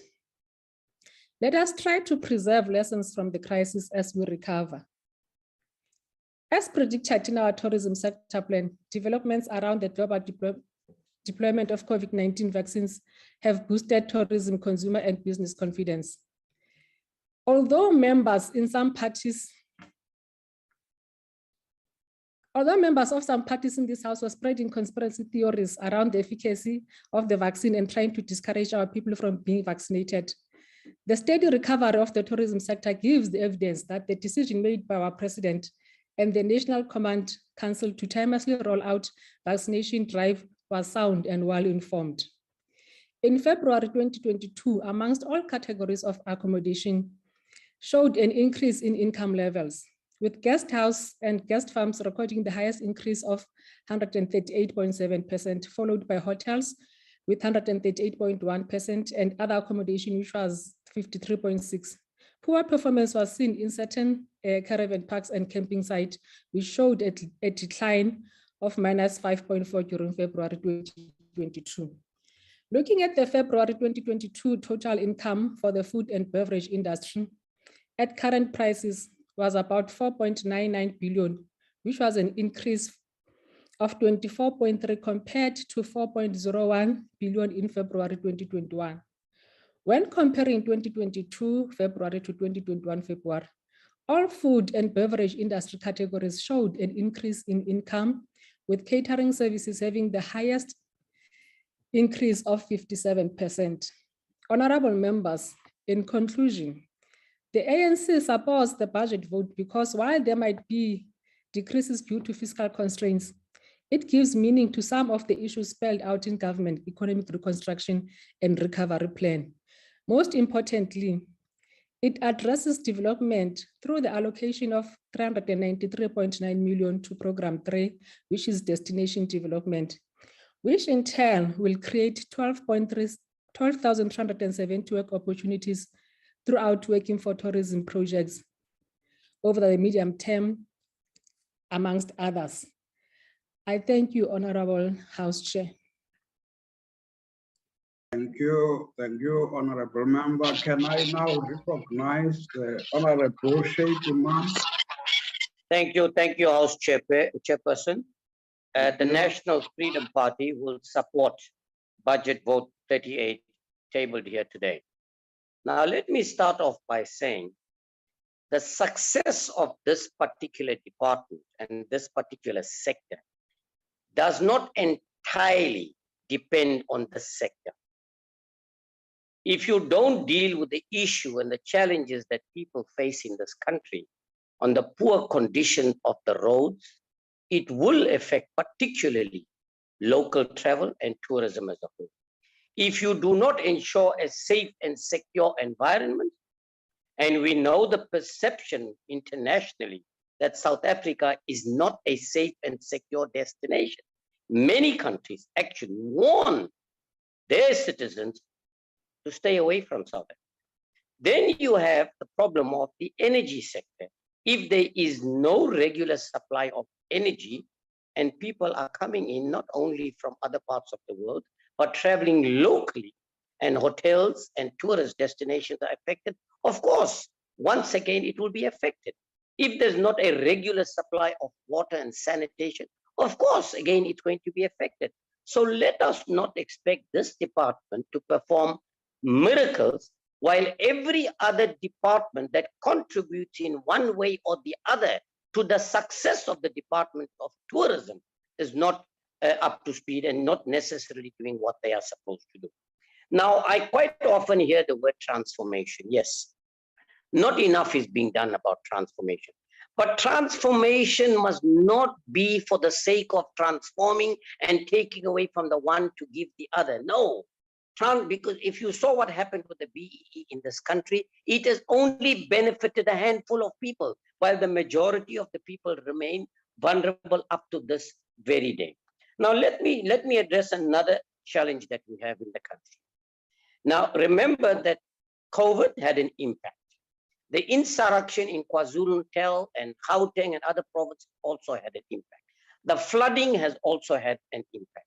If you look at some of the tourist destinations, like I give you the eThekwini Beach, this municipality cannot even pay for the security on those beautiful scenic oceans that we have, which tourists look forward to. So whose fault is that? I think the department is doing, but can do a lot more in encouraging people to come into the country by working together with organizations, tourist organizations in all other parts of the country. The NFP will support this budget vote. Thank you very much, Chairperson. Thank you. Can I now recognize Honorable Hendricks of the Al Jama? Thank you very much. Thank you very much, Honorable House Chair. Honorable House Chair, white tourism has shown its hands by opposing empowerment and redress in terms of BEE legislation and innovative programs of the department and of government. White tourist operators want to hold on to the generational wealth advantages the apartheid government has given them. We don't want to hit back and extract reparations from white tourist outfits or confiscate property and facilities without compensation. However, white tourist operators cannot have their cake and eat it. The decisions of the courts with regard to transformation must be challenged in higher courts, and a clear message must be sent by voters that these judgments to entrench white privilege is anti-revolutionary. The ruling party must introduce legislation to strengthen transformation. Al-Jama repeats its call for visas on arrival for Indonesian tourists, a market for 10 million tourists who want to visit their Malay ancestors and their families in Cape Town, Joburg, and Port Elizabeth. But this department and the Department of Home Affairs just don't want to listen to this opportunity and has done nothing about it instead of me raising this in Parliament several times. In addition to tourist information officers, the department must use parliamentary constituency office from where people can access brochures and general information on tourism sites and opportunities to get into tourism. We have women employed in the tourism industry, but very few own the business. The Department of Communication and Digital Technologies must get involved to equip women with digital skills for the fourth industrial revolution. We need to invest in the history and tourist destination of indigenous people. In Paarl, where the first political uprisings occurred, there is no statues, no remembrance walls, no museum on the history of the Poco uprisings. The Paarl Museum tells a history of the war between the Afrikaners and the British. There's an area called the Oud Tuin in the Paarl Middledorp from where people were removed under the Group Areas Act. But the existing tourist destinations do not talk about this history. If we talk about transforming tourism, we must spend the budget where transformation is needed, no matter what the whites have to say. Thank you very much, Honorable House Chair. Thank you. Can I now recognize Honorable Gomba of the ANC? Honorable Gomba. Thank you, Honorable Chair.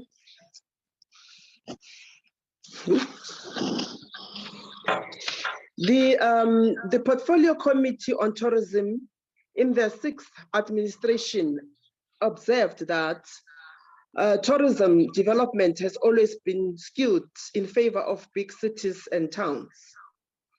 In redressing this concern, the committee adopted an approach that focuses on tourism development and marketing of tourism products and attractions in villages, townships, and small dorpies. This is called the VTSD approach. This is meant to ensure inclusive tourism in tourism and development and bring on board the previously marginalized communities. In pursuing the VTSD approach, the committee has impressed on the department to conceptualize inherent projects and programs. The department implemented the Working for Tourism program, which facilitates the development of tourism infrastructure projects under the expanded public works program. This is done through labor-intensive methods targeted at youth, women, unemployed, disabled people, and SMMEs. In the VTSDs, this relates to the diversifying and enhancing tourism product offerings with specific reference to improving and upgrading experiences such as tourism routes in rural and township precincts. The department implemented the following projects amongst others. 1, developing and supporting 30 community-based tourism projects. These are infrastructure projects that include lodges, guest houses, cultural villages, conference facilities, and other infrastructure developments. The department intends implementing 30 of these community-based tourism projects worth 573,460,000. 2, the development of tourism plans through the district development model at OR and Waterberg district municipalities. 3, piloting the budget resort network and brand concept. 4, development of 4 township tourism precincts in Vilakazi Street, Khalishiwi, Kailicha, and Mdantsane. 5, the infrastructure maintenance program in 19 national parks. And lastly, the 6th, which is encouraging the rotation of national conferences and meetings to the villages, townships, and small dorpies. In this regard, 5 national business events will be hosted in those villages, townships, and small dorpies, and 3 national businesses events will be piloted in the same areas. Honorable Chair, South African tourism is also supporting emerging tourism enterprises who need to be included into the mainstream of tourism economy through marketing exposure. This is done through a number of platforms. This includes the participation in Africa Travel Indaba. As South African tourism will be assisting 1,096 SMMEs in the METF period 2020, 2021, 2024 to 2025. This cumulative number of tourism SMMEs will be assisted through both business events platforms and visitor experience and hosting itineraries. The 2022 Africa's Travel Indaba that was just successfully hosted from the 3rd to the 5th of May 2022. The South African tourism assisted a total of 90 small businesses, the hidden gems from around South Africa. Those comprised of 10 SMMEs selected from each province. The SMMEs received aspect coaching ahead of their sponsored Indaba exhibitions. Coming to the tourism training and development, the department continues to train the tour guides and cooking chefs in order to produce quality services in the tourism industry. The department is also supporting tourism SMMEs to be graded through the tourism incentive program in order to ensure that there is quality assurance in the tourism sector. South African tourism plans to achieve a target of 5,355 graded establishments in the 2022-2023 financial year. Amongst these will be SMMEs assisted through the tourism grading support incentive of the tourism incentive program. Greater emphasis will be placed on assisting new entrants to be more sustainable. A specific focus will be on reviewing the grading system to include emerging products and accommodation of SMEs.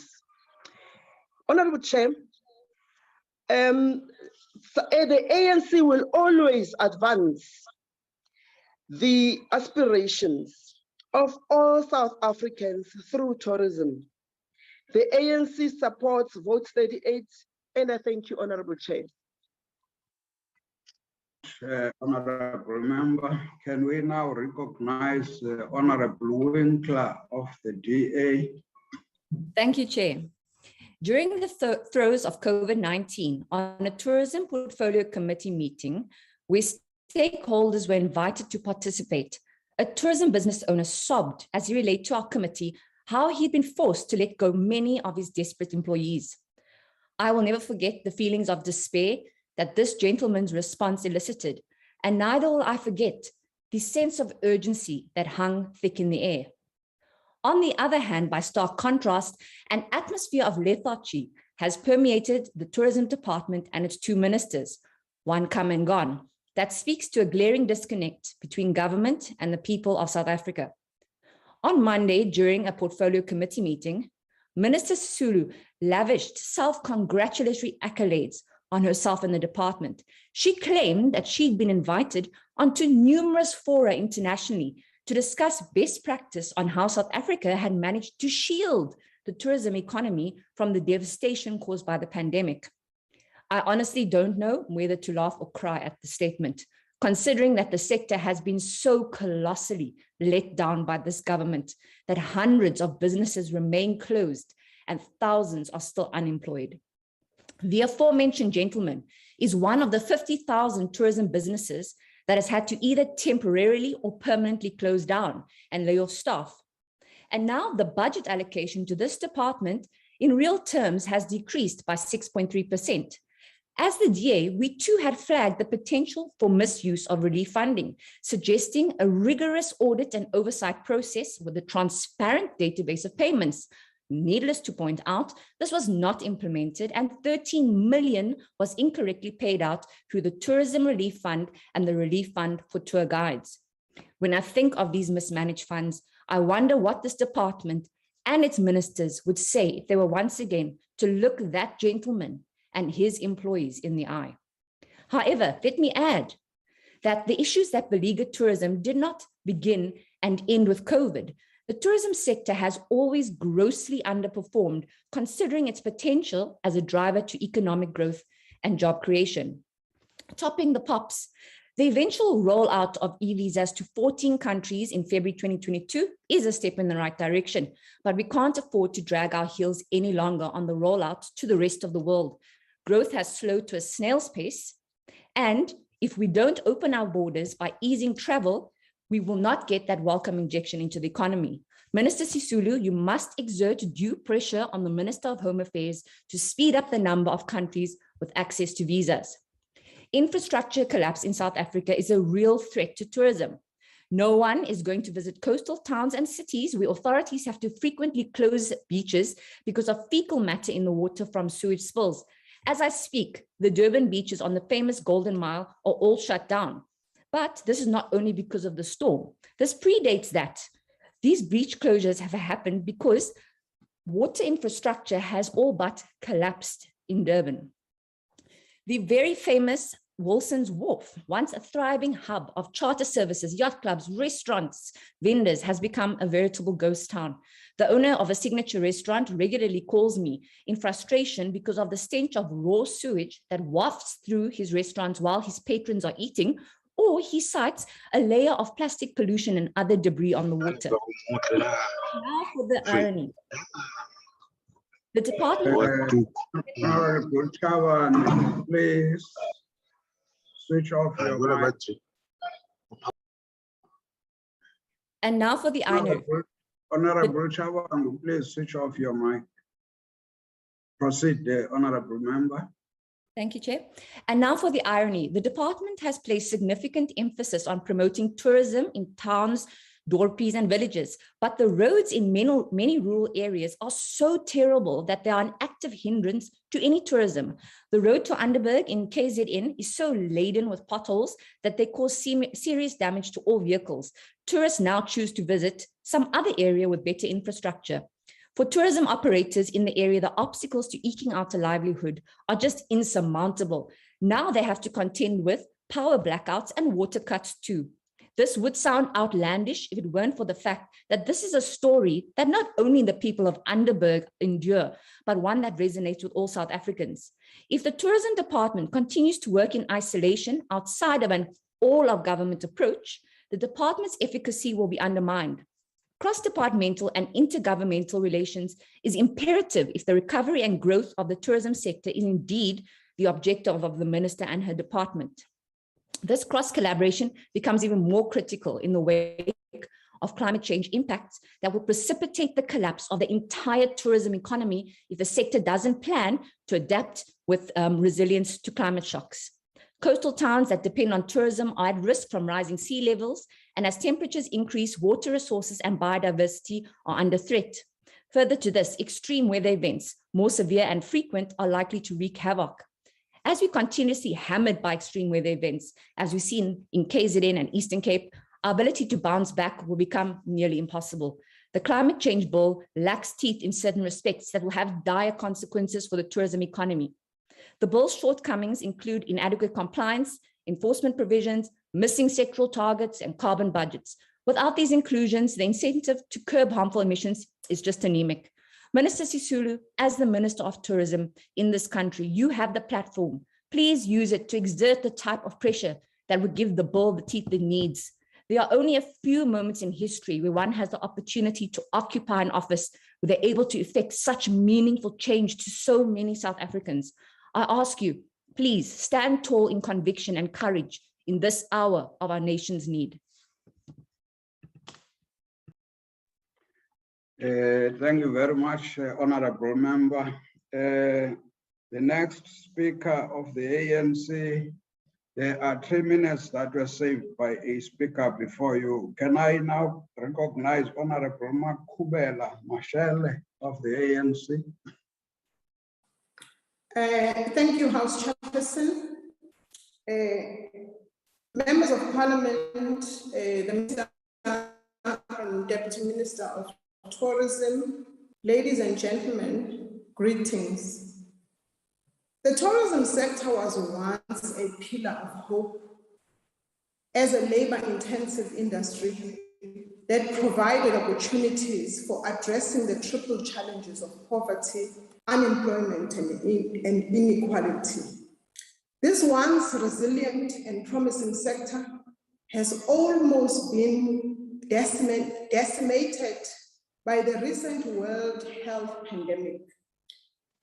The COVID-19 pandemic has regressed the gains made by South Africa in growing tourism and its value chain, and ensuring that the sector provided the much needed opportunities for many South Africans depending on the jobs of tourism for their livelihood.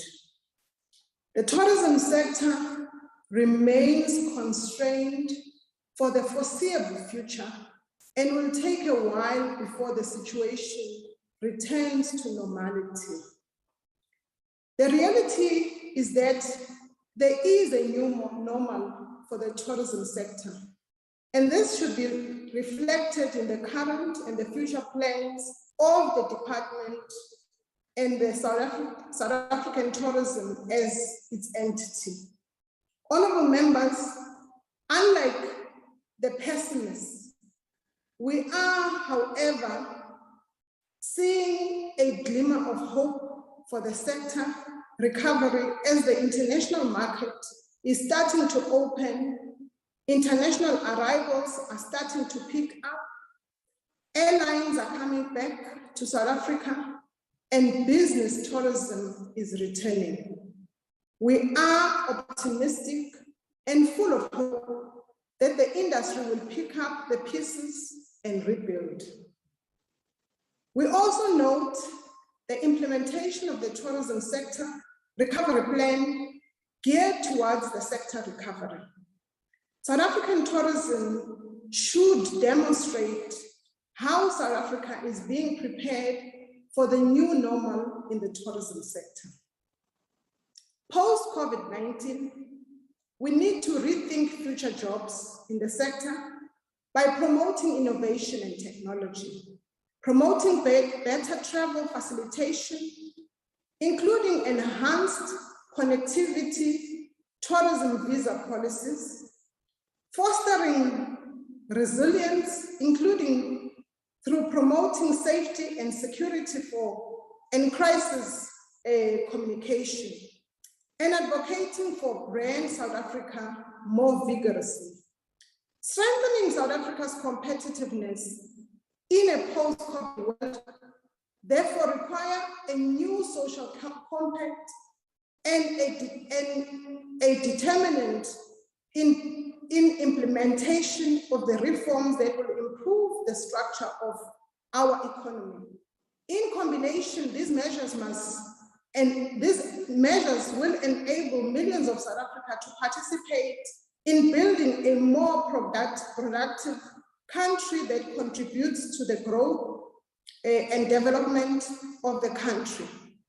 Honorable members, in supporting the Tourism Adjustment Appropriation Bill for Vote 38 Tourism, which is appropriated for 7.6 billion in the medium term, the purpose of Vote 38 is to promote and support the growth and development of an equitable, competitive, sustainable tourism sector, which enhances its contribution to the country's national priorities.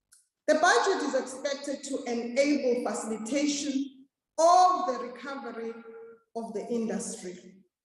Tourism product development is key to unlocking opportunities for our villages, townships, small dorpies, and small towns.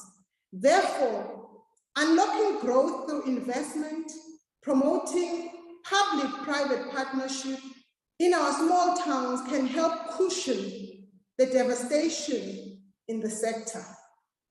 Honorable House Chair, we remain concerned that most transformation initiatives are still in abeyance due to the court interdict on the Tourism Equity Fund. We applaud the department's effort that continue implementing soft transformation programs through training and SMME support. However, the funding programs meant to be game changers in transformation of the sector remains in abeyance due to these court challenges. We call upon the Minister and the Department to seek a relief for this transformation fund to be reworked and come up with a model that will be inclusive to benefit all tourism stakeholders. As we pick up the pieces and rebuild, we need to work together to forge a social compact to include every South African and every part of our society. That is our villages, our townships, and our small towns, to be tourism hubs. Therefore, product development is essential to this cause. Honorable members, as we envision and work towards the tourism of the future post-COVID-19, we have an obligation to put more impetus on dismantling the systems that continue to exclude the majority of our people. Tourism and its value chain must be towards transforming in the sector and benefit a wide range of people who were previously disadvantaged. We need to strengthen our resolve to create policies that will transform the patterns of ownership in the tourism sector and its value chain to ensure that the previously marginalized and disadvantaged people do benefit in tourism products and its value chain.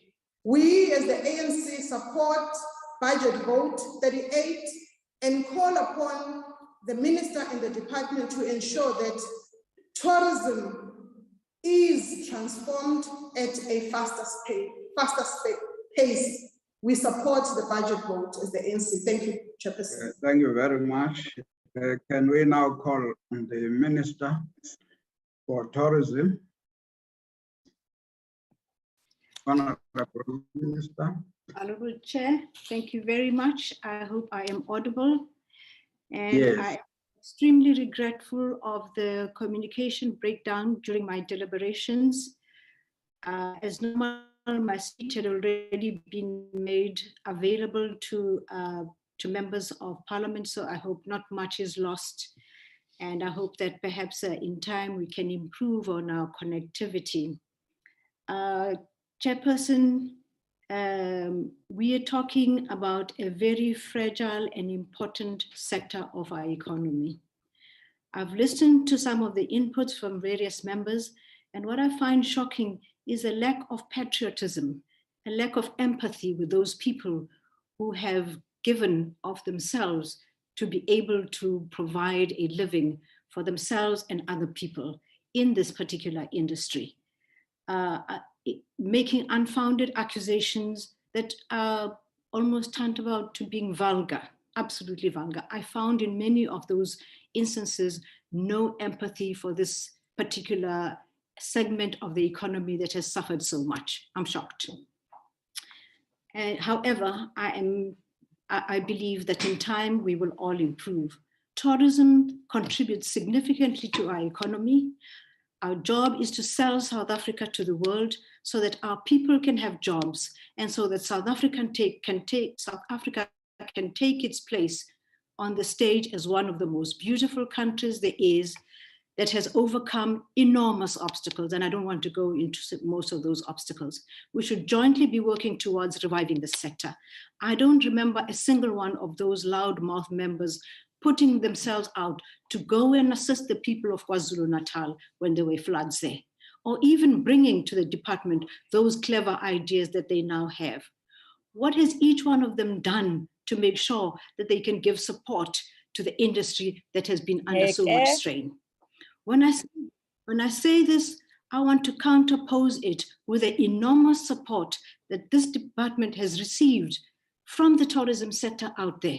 You would be amazed how many of those people in the tourism industry have come to say, Minister, how can we help you? I'm extremely grateful to them because we are where we are now with our recovery, because they came out to see me and they came out to help, not you who are sitting there pointing fingers, doing absolutely nothing. Patriotism is found at the point at which each one of us needs the other. But here in Parliament, there are those who are just out there with loud open mouth, nothing to contribute except their mouths.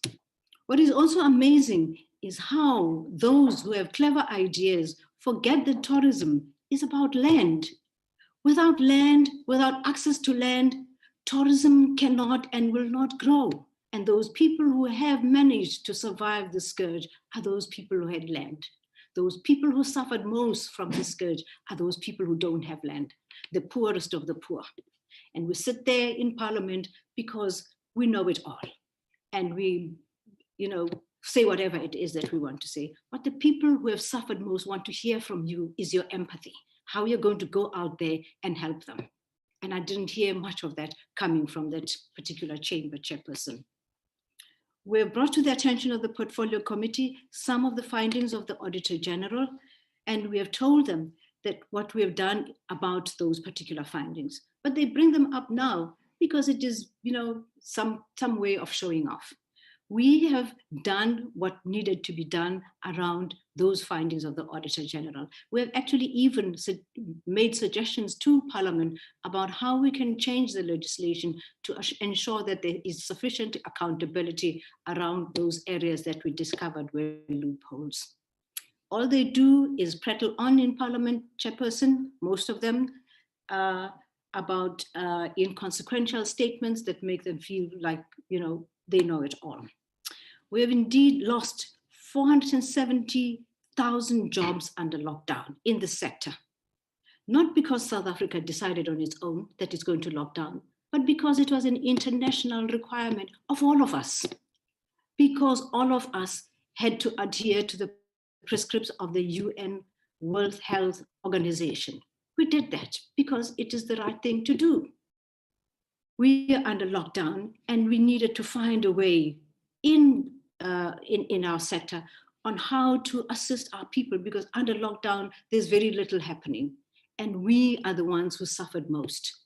Not one of those people in Parliament now talking so loudly came out to say, we can go out and help these people who are under so much pressure. What I expected from the committee was unqualified support for most of the hardest hit sector in our economy, which is tourism.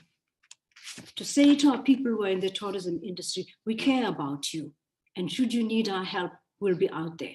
They're just out there to show off about, whatever it is that they want to say.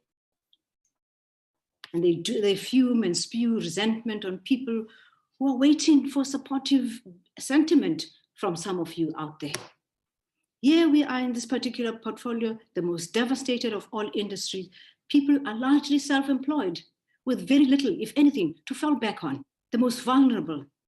And here are members of Parliament who have an assured salary, putting their contributions in the most negative way. Very few of them were reaching out to the people who have been affected to say, we care about what you've been going through. Your time How is can we up, Honorable Minister. Your time is up. Thank you, Chairperson. I've said what I needed to say. My sincerest Thank gratitude. you very much. Thank you. Thank you. That concludes the debate and the business of the visual mini plenary session. The mini plenary will now rise, honorable members. Thank you very much. Thank you. Thank you, Tate Kasa. Thank you. Thank you.